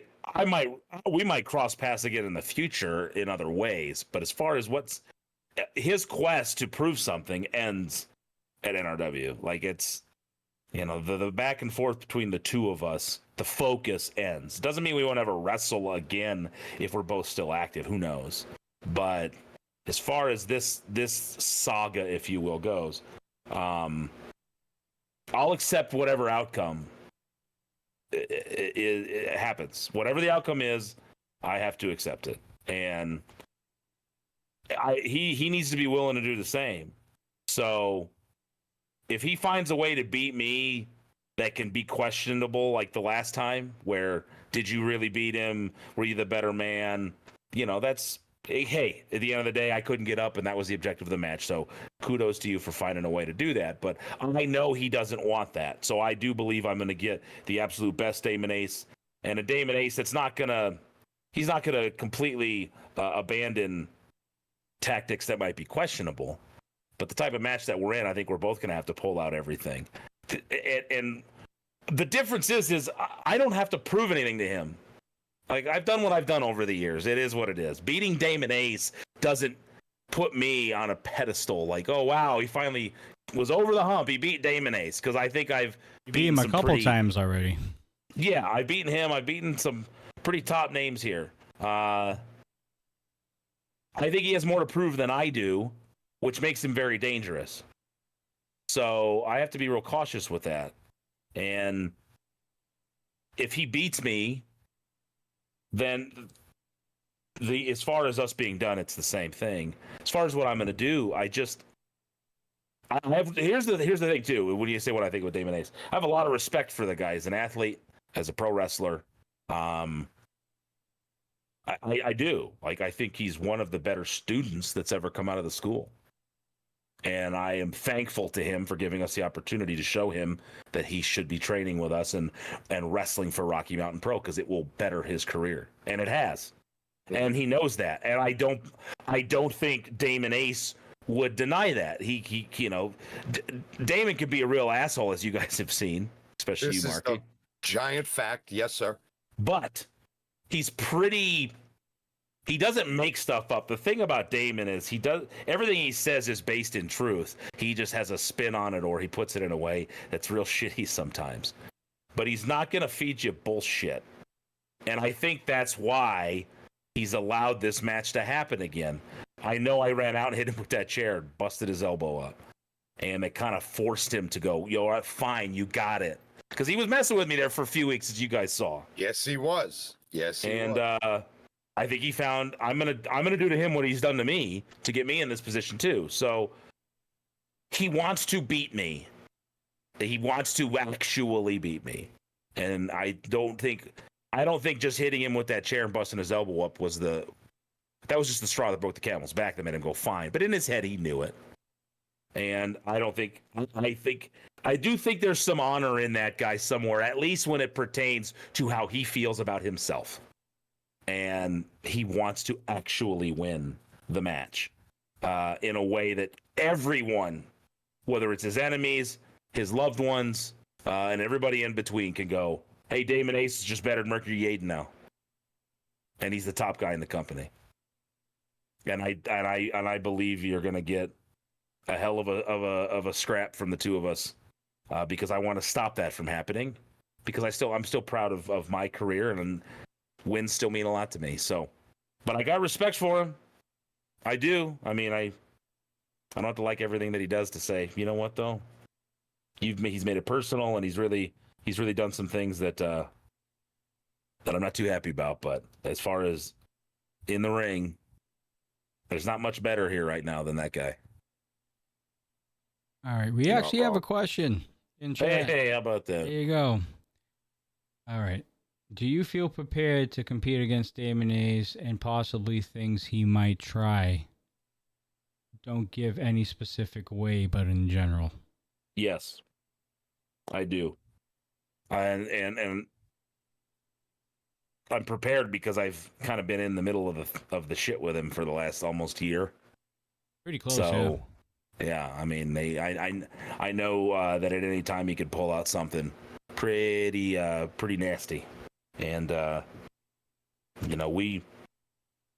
think we're prepared for each other, because not only has he been in the middle of it with me, but there's years of footage and history with me and this place that he can go back and look at too, to kind of see what I've had to sink to when you guys reference battling the Hoodlums and the Jesse Williamses and people like that throughout. Tyler Stinson and I kind of had a little run-in for a while, and he was one of my best friends. Curtis Cole, we've had our issues. So I have a lot of experience in people lying to me or being dishonest and trying to screw me over. So here's the thing, though. He's not trying to screw me over. That's the difference. He just wants to be the best guy in the company, and he thinks he's got to knock me out to do it.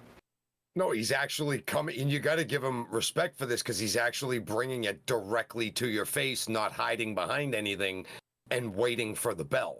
Mm-hmm. It's not something you normally get out of a Damon Ace. You got to at least give him that much here.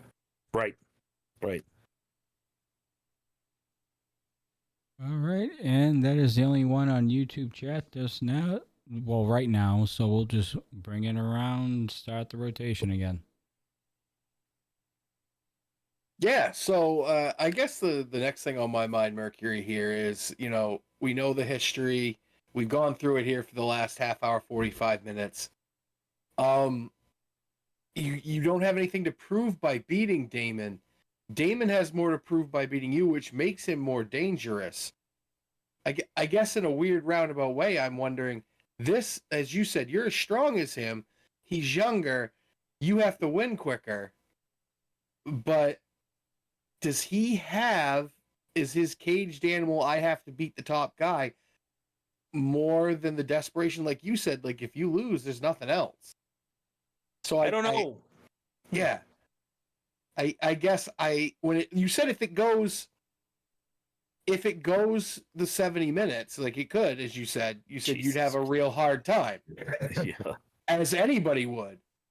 But he's going to have his equally as hard time because no one's pushed him that far either. You've been in, these do or die situations before. He's still fairly young. When push comes to shove, yeah, he's an animal. He's a crazy man. We've seen all this. But at the end of it, does he have the same desperation that you do, knowing it could all go away? Yeah. In this case, I think he still got more of the caged animal thing. Just because if I lose to him, it doesn't mean that everything goes away for me. Right. Like, I'm still running things. And still, like, there's no stipulation on there. Right. When I mentioned that, it's just a matter of with people that you're dealing with that can just get up and leave this place at any time.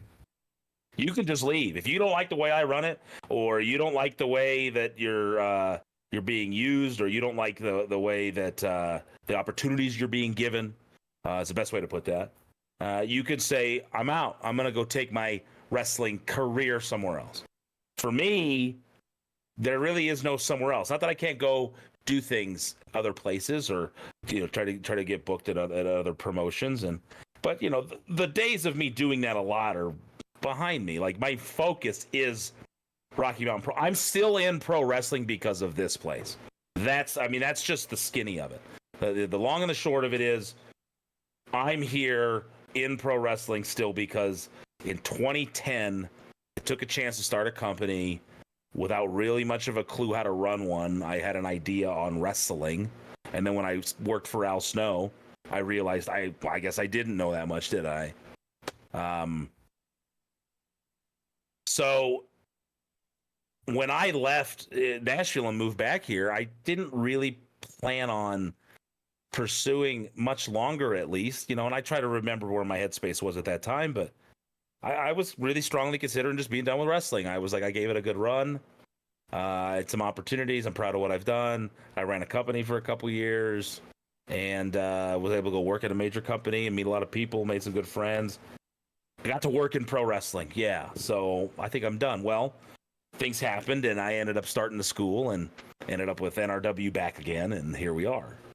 So if it wasn't for that, I don't know if I'd still be doing this. I don't know if something else would have pulled me back in, but this place to me is everything. This is my career. This is if you were to say legacy, I guess, like, this is what, if anybody remembers me, this is what I'm known to have done, was create this place. And this match itself doesn't take that away, but I still understand that, my whole career is the sum of its parts, and this is a big part of that. At this point, I'm 42 years old. I'm keeping this place together best I can, trying to grow it, while still trying to wrestle, while still trying to hang. I said it in that you saw that package before we wrestled at Milestone.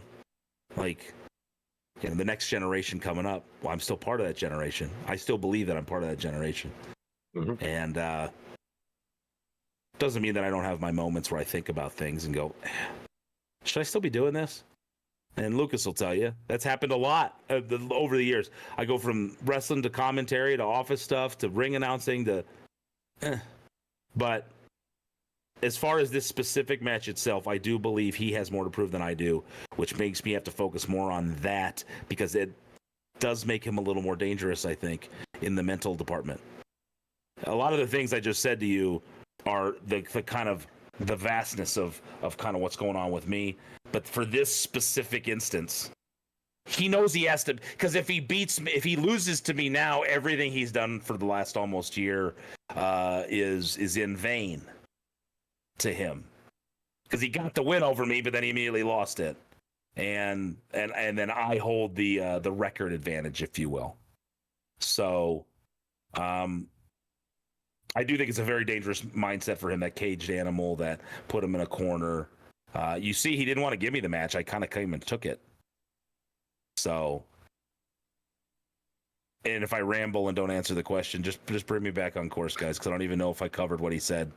No, you did in a weird way, because for Damon, This is all about relevancy. This is he feels like he needs to beat you to be relevant in the company and to be thought of because he doesn't have the main title. So what's next? Well, beat the guy that runs company. And if he loses, it's like you said, he's now, back to the island of irrelevancy.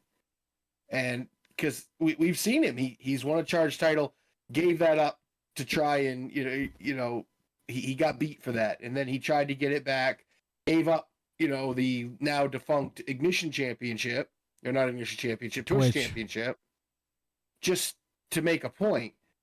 Like, he's searching for that one cornerstone event that's going to entrench him in the lore of RMP, and to him, beating Yaden is that. So I think it's a different kind of rage that filters that man, but who really knows what fuels Damon Ace? That might be a question to ask on Tuesday too when he shows up.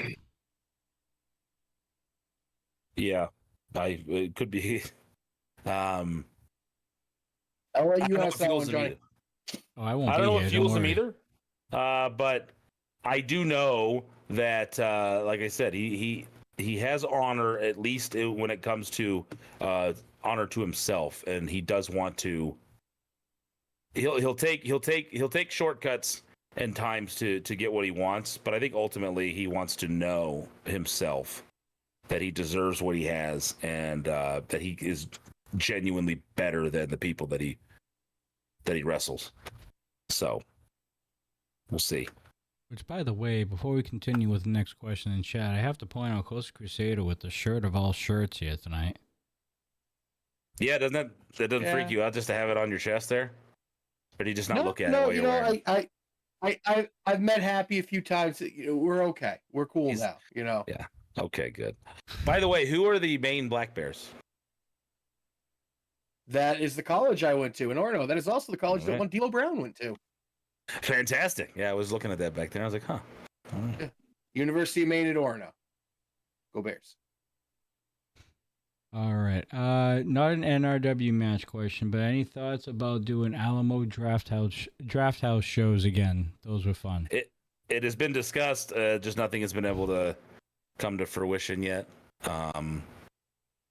So it's something, that I would like to do, but we haven't been able to work it out yet. So we'll see. But it is something that's, it is a possibility. Just the situation has to be right. All right, Marky. So I actually like to shift gears a little bit. I think we've gotten Yaden's general idea. He does not like Damon Ace, and we have to get this settled and done. I am very curious, Mercury, about your opinion of some of the other matches on this card, because not only aside from yours and Damon's main event match for the NRW Championship, which is going to blow the roof off the joint, but there's also a couple very other interesting matches that you should have an eye on, because a couple young ones on the way up are getting kind of their first big opportunities. You got Adrian Mascara, who's been climbing the ladder faster than anybody, going against Lilith. You got Briscoe Crown getting his Charge Championship shot.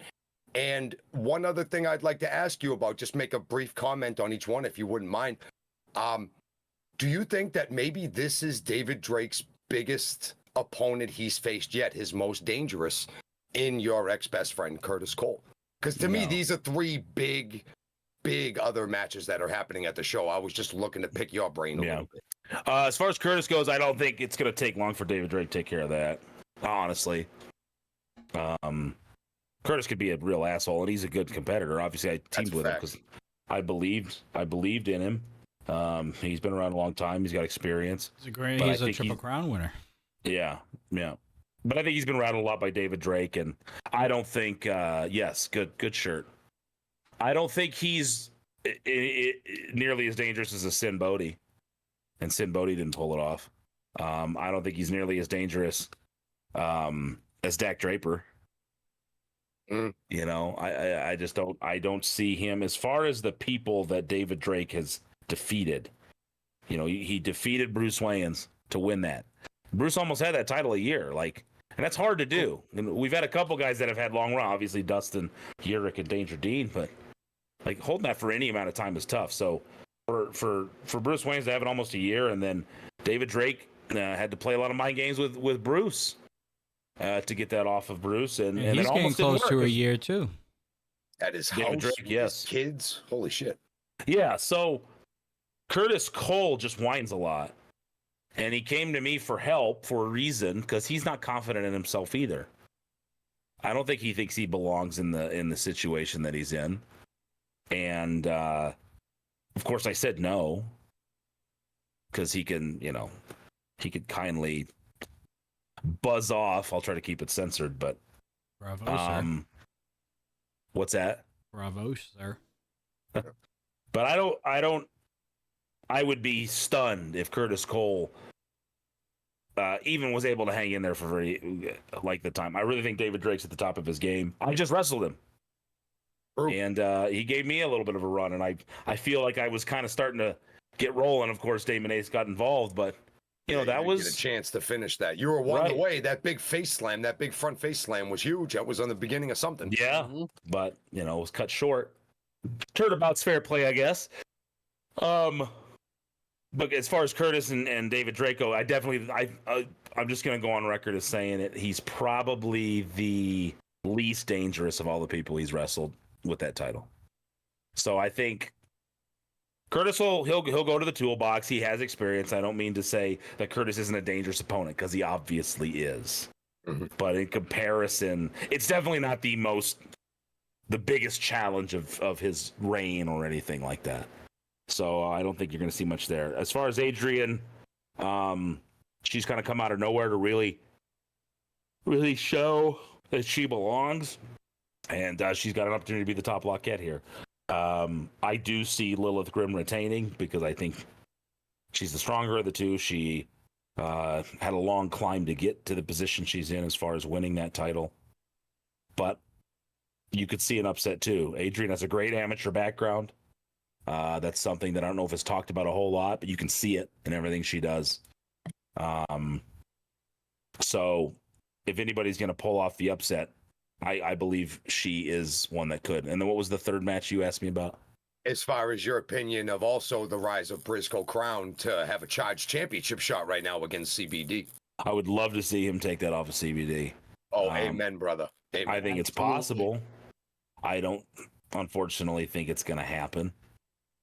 But it's similar to Adrian. It's something that, whereas I don't think there's any chance Curtis Cole defeats David Drake, I do believe that there are small chances that Adrian Mascara can defeat Lilith Grimm, and that Briscoe Crown can defeat Carson Drake. I do believe, if I had to pick between the upset possibility between Briscoe and Carson and Adrian and Lilith, I would give the slight edge to Briscoe.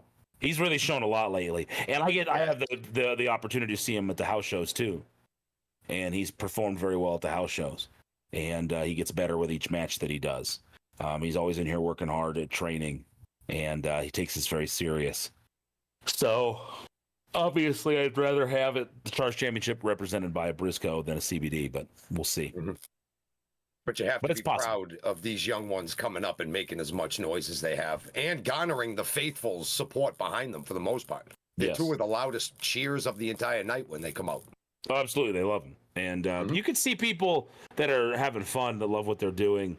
You want to get behind people like that, because you want to be that. Like, we'd all love to be able to do what we love, And when you see people enjoying it, doing it the right way, you want to get behind them and root for them. So Briscoe is definitely tapped into that, and so is Adrian.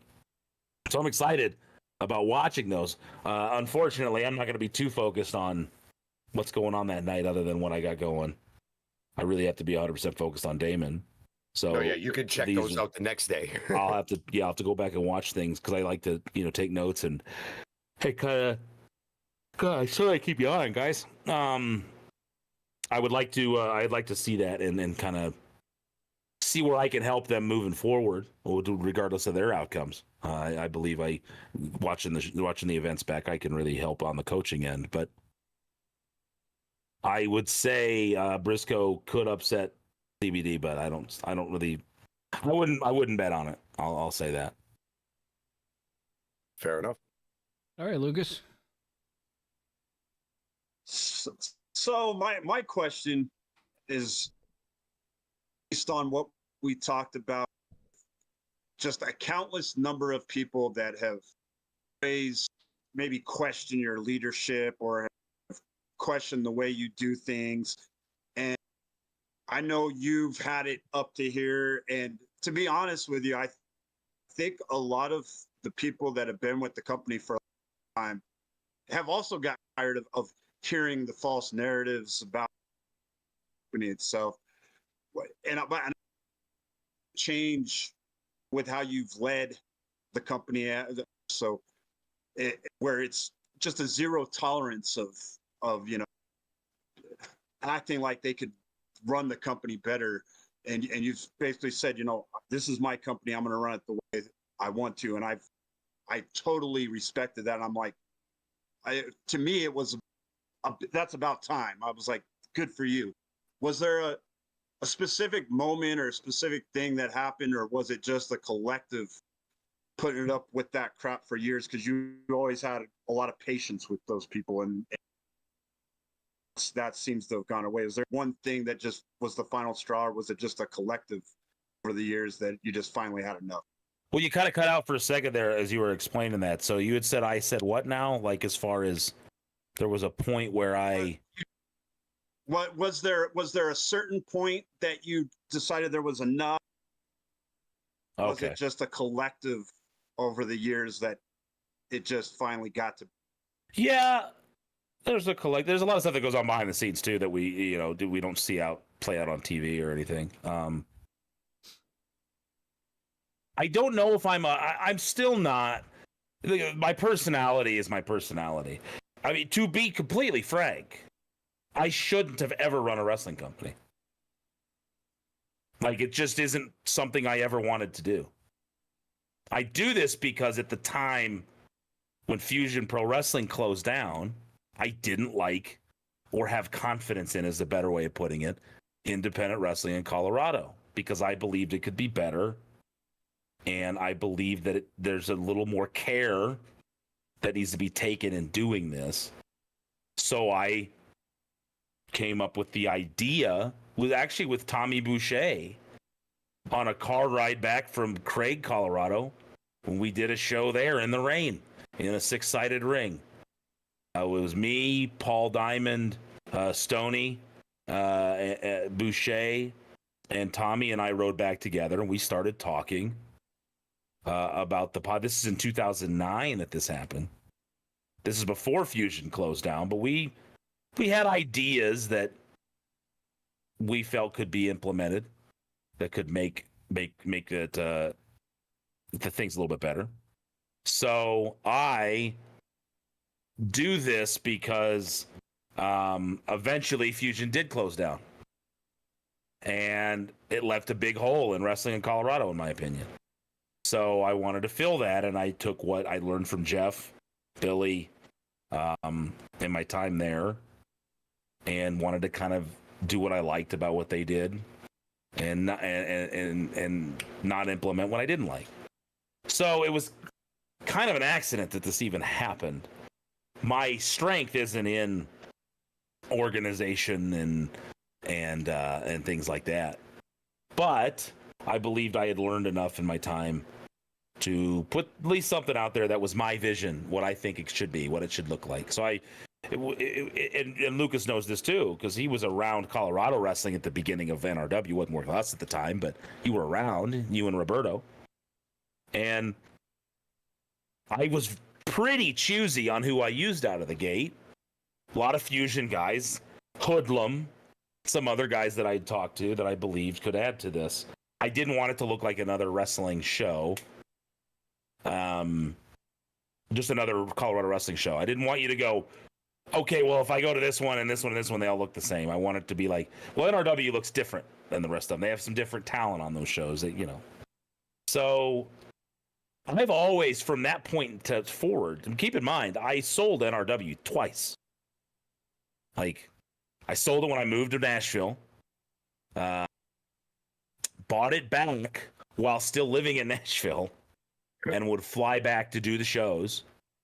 And there were people here on the ground that had to run it. Hoodlum was one of them that had to run things for me back here, which is why I came to his aid.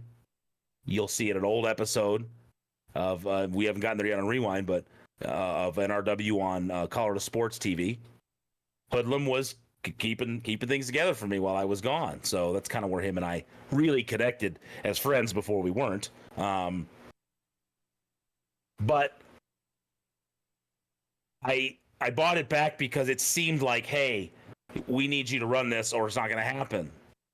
So I did it, and then I moved back, sold it again because I wasn't in a position to really run anything at that time.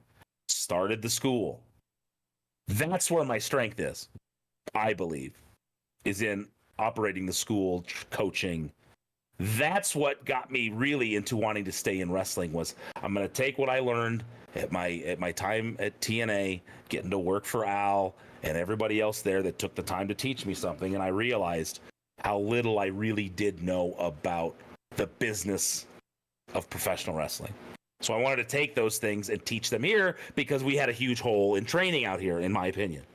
So that's the core of what we are, comes from the school end of it.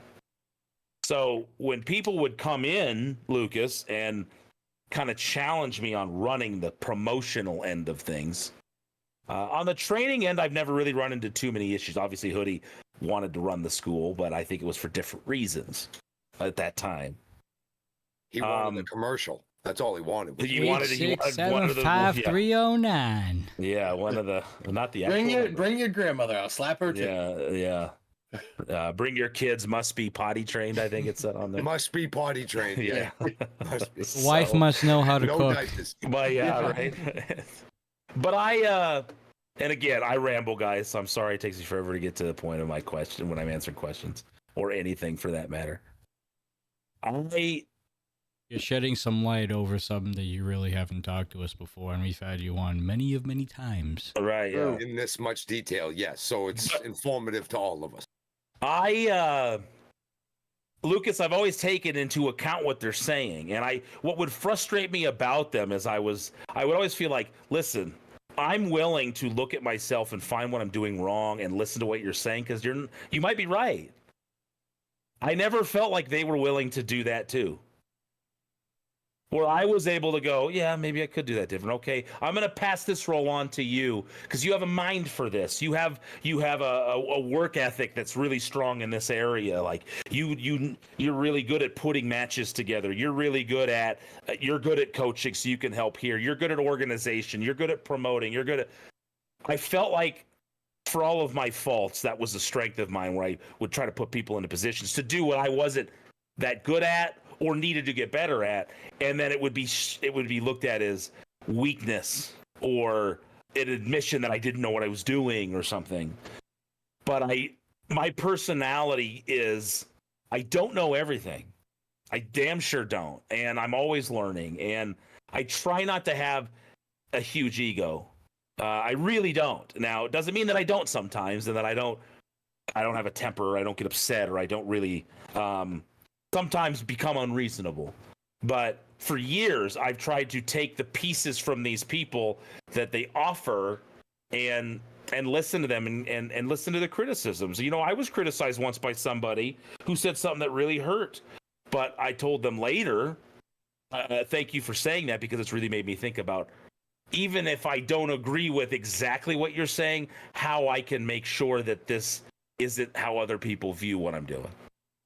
And I just don't feel like I got the same from them. I don't think I got the same. I could have handled this better. I could have approached this better. Maybe I'm not as good at this. So where I would give them the benefit of the doubt, I don't think I would be given the benefit of the doubt too. Make streets like that, right? One way. What's that? They make streets like that, one way. Right. Yes, they do. There's a very famous quote from George Carlin that everybody wants honesty until you're honest with them, and then you're an asshole. Exactly. Yeah. Exactly. No, and that's the truth. And true. It's so true. And I do struggle, man. I struggle to run the place, and I question every decision I make. I question every time. It's never just all right, well, that was the right one. That's just what we're doing. Bye. And I think sometimes I'm treated like that's what I'm doing, where I'm like, this is where we're going. Sometimes it's indecisiveness, and I got to be better at that. But the indecisiveness comes from really trying to assess all angles of where this is going to lead. And I ask a lot of people to give me their opinion on it, because I don't want to just make every decision by myself, because I don't have all the answers. So Lucas, where I'm at now is I'm going to be making more decisions and doing things. And whether it's right or wrong, I will correct course if it's not working. But I'm not going to take into account everybody's opinion anymore, because that is a mistake I believe I've made too much. And it's not that I don't value their opinions. I want opinions. I want leaders here that help me guide the ship. Whether have been in wrestling for a year or 10 or 20, whether you are 20 years old, 30 years old, 40 years old, 50 years, like everybody has experience in their life that someone else doesn't. Like there's something that Coastal, and Marky, and Lucas, and Johnny could teach me even about wrestling that I didn't know yet, because you have your own experiences, or at least tell me something that'll make me think, because you have a unique perspective. But I'm going to be a little less inclined to just go, oh, you don't like the way I run it? Well, let me change everything then, because, you know, even though you're not running it and you don't have any experience running it and you haven't dealt with this many people in this particular industry, and I think I'm just going to kind of go with my instincts on this one and my experience on this one. And if it doesn't work, I'll come back and I'll say you were right. I should have listened to you. But I'm not going to immediately go, oh, well, you agree or you don't agree with how I'm doing it. Let me take several days to discuss this with you. Just to have you be mad later when I do exactly what you said I should do, but then I do something else down the road that you don't agree with. So it gives you an opportunity now to shit on me all over again. So I don't think I'm not cut and dry is what I'm getting at. I'm still gonna take heed with things, but eventually people got to just see that, okay, well, this is what we're doing, and when he says we're doing it this way, we're just going to do it that way, you know. But I'm trying to learn from my mistakes of the past and not make them again in the future. Seem to be doing okay thus far. I agree. I keep saying it. Did I even answer your question, Lucas? yeah, it did. I mean, mainly I've just noticed that it's the decision making has been more precise, and I think it's been for the betterment of the company. Me watching this company, I think it's been what's best for the company. I've seen us doing a lot of cool things that we haven't done in the past. Mm-hmm. It's been fun to watch these new things go into play, regardless of what other people think. Well, and on that note, man, I posted it years ago. I usually don't acknowledge too much, but it's that old. We've laughed about this multiple times. I've told the group here, but I made a post on Facebook years ago about I would never want to meet the guy that everybody says I am, because I'd hate that guy. Like it just like, man, some of the things I hear about me, I'm like, Jesus, that guy sucks. I hate him too. Like, you know, and again, I'm not perfect and I've made a lot of mistakes and I've been an asshole, but there's just things for you go, that's not at all what happened. That's not the rules here. What are you talking about? Like, all right, well, I guess everybody deals with that though. I'm not the only one that deals with it. Just if you're running something, then a lot of the focus is towards you, because you're the target, because you're the one running it, and everybody's got their opinions. But correct. Yeah, I'd never want to meet the version of me that I've read about, because boy, that guy sucks. Yeah, he does kind of suck, to be honest. Yeah, thanks, Johnny. You're welcome. You're an asshole. You're welcome. Anyways, I'll put the last question up because we are getting ready to wrap everything up, and YouTube chat's been very quiet tonight. Yeah, thanks, guys. So, Marky had mentioned a couple matches for NRW on the main card that he suggested that could be either upset alerts or anything like that. I want your opinion on something that happened last Thursday. And I want your opinion on, because you're at training all the time over there at the Al Snow Wrestling Academy, Rocky Mountain. You've seen the rise of one Sergey. And now Sergey has a date with the main event of the pre-show against Zamori for the Ignition Championship. Yeah. I need to know what you think about this match and his progression throughout the past few months and his rise to superstardom in RMP. He's popular. He found a way to stumble into a victory. Did you guys notice that he didn't get the knee up? It wasn't an offensive maneuver against Brew. He was ducking. Yeah, he was ducking away. He was scared. Yeah. And Brew ran into his knee, knocked himself out. So, you know how I said I didn't think Curtis had much of a chance? I think Sergey has way less of a chance than even Curtis does against David Drake. You think so? Yeah, I don't think that. I mean, no. Sorry. Sergey's a great guy, and he's very nice, and he's been here training hard, and it's been paying off. I mean, he's got some victories, and hey, he's got a title shot, right? But I mean, you can't take that away from him. But Sergey, I don't see it ending with him with a title. I can say that. Sergey is champion of the people, champion of Ignition. Absolutely, not so much. And that's the other thing. How is Sergey so popular with the RMP faithful? Like, it's very disappointing to now not have him on Ignition now. Genuinity. Is that a word? Genuinity? Genuinity. It's a word now. I mean, we've made up words on the show too. So I mean, we'll just add that to the list. Sincerity. There we go. That's what I'm looking for. You could tell he sincerely loves what he's doing. And as we talked about earlier, when someone is in the ring and they're giving it their all and they're having a great time, people identify with that and they enjoy that. And I think nobody exhibits that more than Sergey does. Like, he is at the top of this sincerity list when it comes to a guy who is just happy to live out his dream in a pro wrestling ring. I think that's why everybody loves him, because they kind of live through him. I think you're right. They're like, hey, that's probably what I would look like if I was in there wrestling with no clue. Now, to be fair, he has a clue now. Yeah. Sergey is just genuinely having a good time, and I think people enjoy that, so they like watching it. But I yeah, that's one I can't even. Zamore.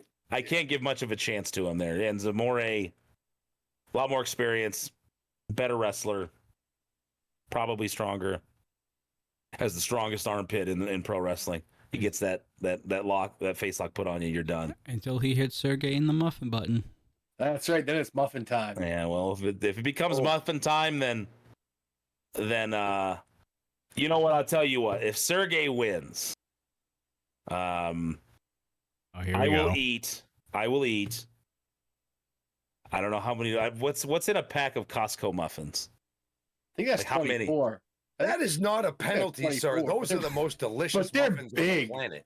Well, a penalty for the first two or three. That would ruin his diet. Okay. I'm just trying to think of. You got 6 left. Ooh. You need to eat pineapple muffins. I will eat. I will eat a pineapple muffin. You know what? If we can find a pineapple muffin. I don't think there is a such thing as a pineapple muffin. There are some organizations that give away ice cream bars. Lucas, can you bake? Everybody. I will bake you. Yeah, I'll YouTube it and figure out how to make a pineapple. Lucas Bradwell is confirmed. He will bake me a pineapple muffin, and I don't hate pineapples, but I definitely don't like them. The only time I really like pineapple is if it's on pizza. That's absolutely, I'm with you on that. 100% the same way. Not going back to this. Boo! No. But I will eat. I was gonna say I'll eat a whole thing of Costco muffins, which would make me sick. Why don't you just eat a fruitcake? It's not a muffin. Because he's a muffin. And we're trying to punish the man, not kill him. I was just trying to stick with the fruitcake muffin has theme. pineapple in it. I'm pretty sure. No, it doesn't. No, it doesn't. It has, it has candied pineapple. Oh, candy pineapple. Does it really? Oh god. Yeah, it has candied like cherries and candied pineapple and candied all kinds of gross fruit. Yeah. There was a comedian that talked about fruitcakes, and he's just like, "This fruitcake has everything but fruit in it." I think it might have been Brian Regan. Yeah. Where's the fruit? There's no fruit in it. It's like, why do they call it a fruitcake? I don't see any fruit. So, I think it's Brian Regan. At least I'm hearing Brian Regan in my head. All right, so what's the deal? Do I eat a fruitcake or do I eat a pineapple muffin? If Sergey beats Zamori for the ignition. If Sergey beats Zamori. Zamori there in chat. Zamori, you cannot let this happen because I hate fruitcake. Honestly, I'm curious to see two things. Number one, how Lucas's muffins would come out. And number two, to watch you. All right, we're going to up the Pineapple muffin. ante. If Sergey beats you, Zamori, I will eat a pineapple muffin baked by Lucas and a fruitcake. That's what I'm willing. That's what I'm willing to do. Marky ate a pineapple pizza on. I can do my part. We should have put a bits thing to this, shouldn't we? Or a donations thing. Oh, yeah. We'll Yeah, think Zamori about it says for he's next got me, time. so. I'm sure there's going to be plenty more bets on this show in the future. Oh yeah. I think this is the I had to safest kiss bet a in the dude's planet, foot. though, that I don't think I have to worry about much. No, we have had to pay the piper, you and I, Coastal, many times. But I think this is one where Mercury is safe on this. I think one. I'll be all right. No offense. I think so. I think so. To No be offense, honest. Sergey. All right. So we don't have any more questions, so we're gonna wrap it up. But I will have Yaden answer one more question. What does the future hold for Rocky Mountain Pro in 2023, going into 2024, without giving away any stuff that shouldn't be given up? We're really trying to expand onto these other platforms. I think that's the biggest kind of initiative right now. You're going to see more on social media.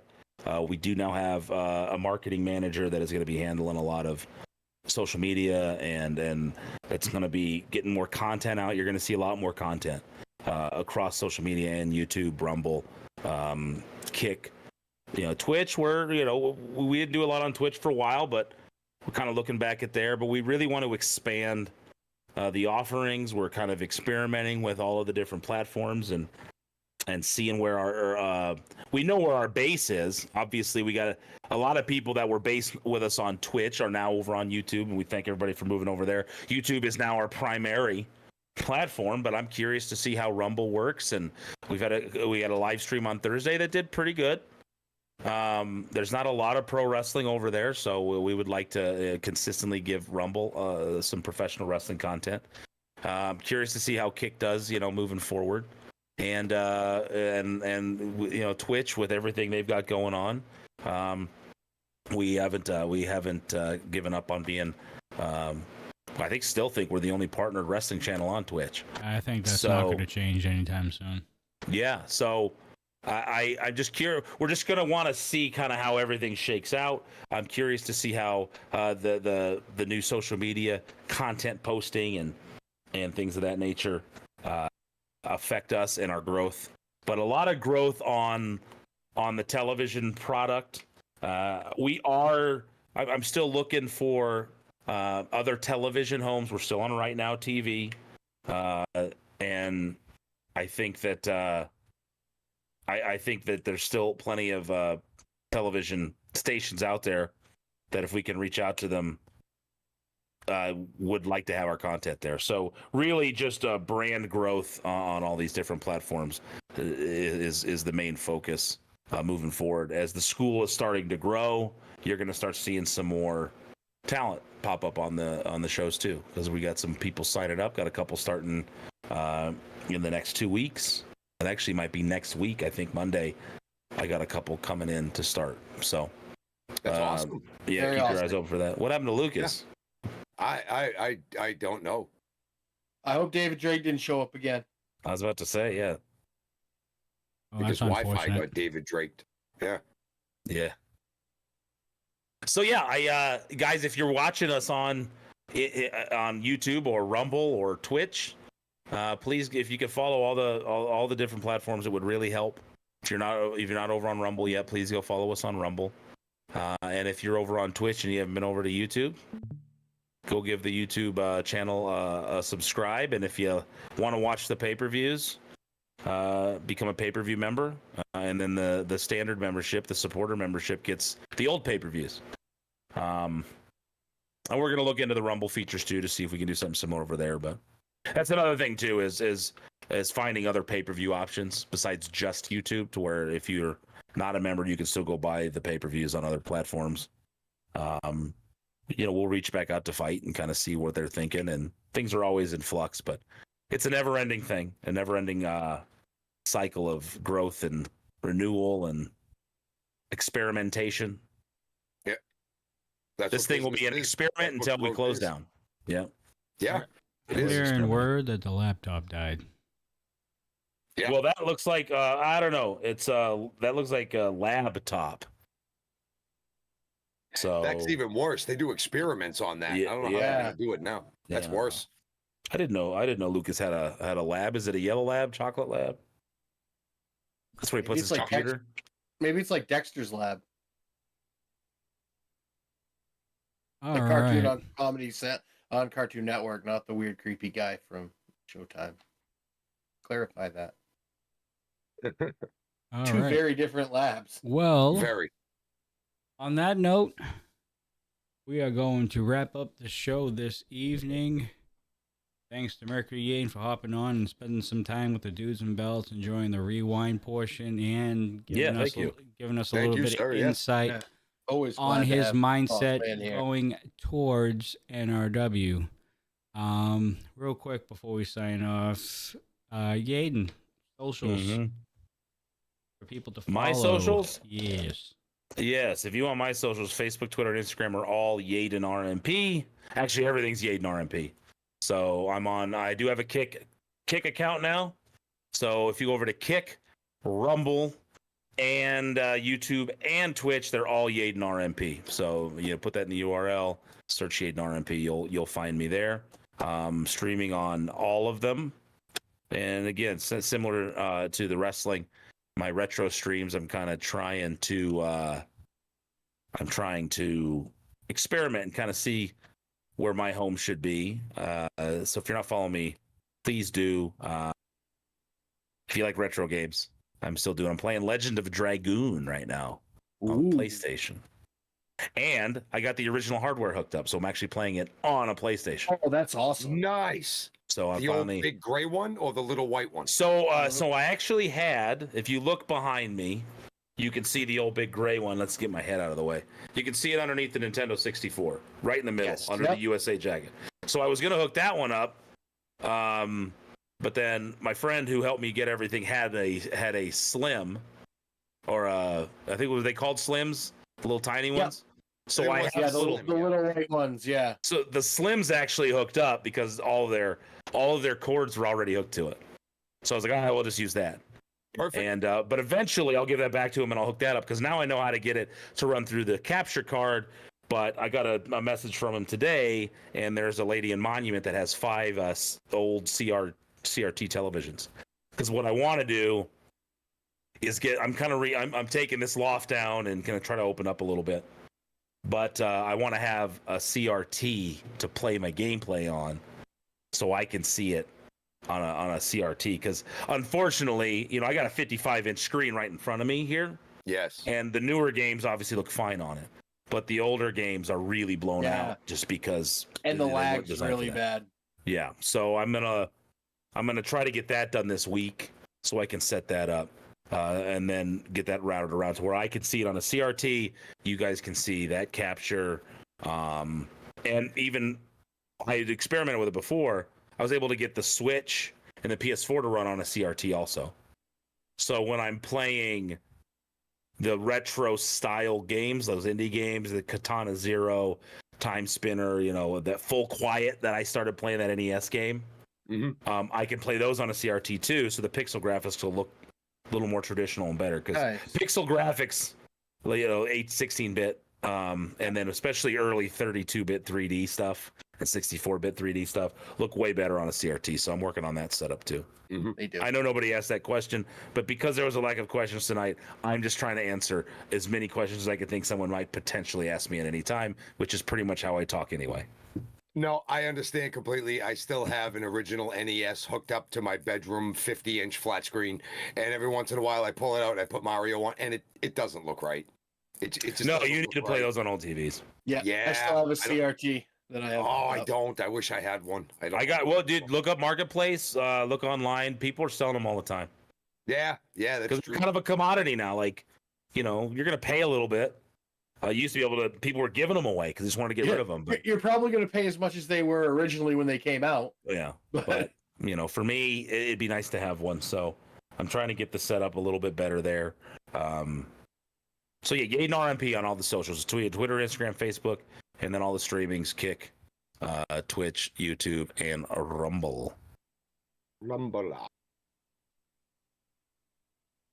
All right. Well, Hey, Jen missed us. Jen just subscribed over on Twitch too, so thank you, Jen, for doing that. very nice. Hey, Jen. All right. We're going to wrap all this up.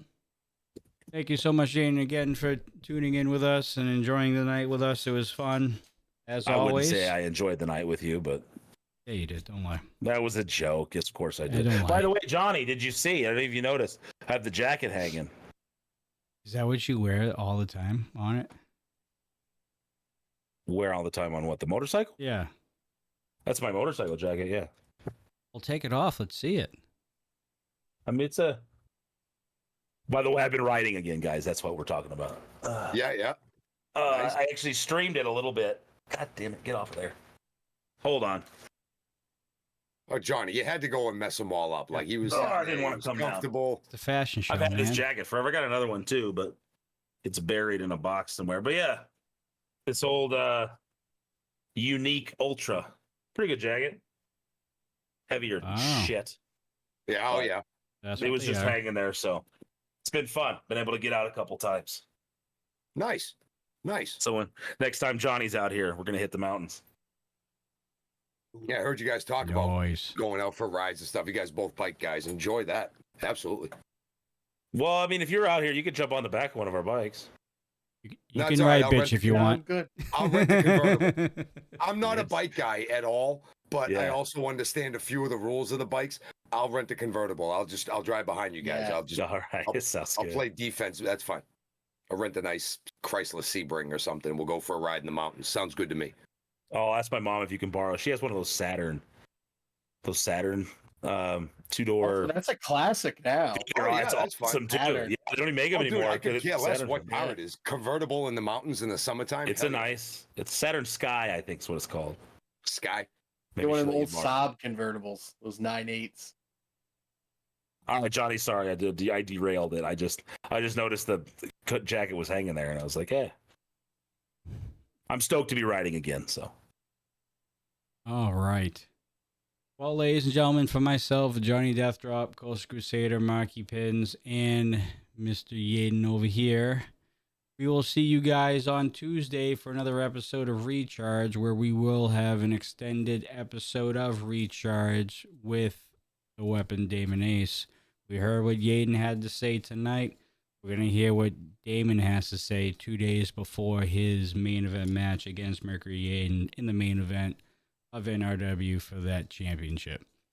As always, folks, stay safe, stay classy. We'll see you on Tuesday. As always, stay safe, stay classy. We'll see you on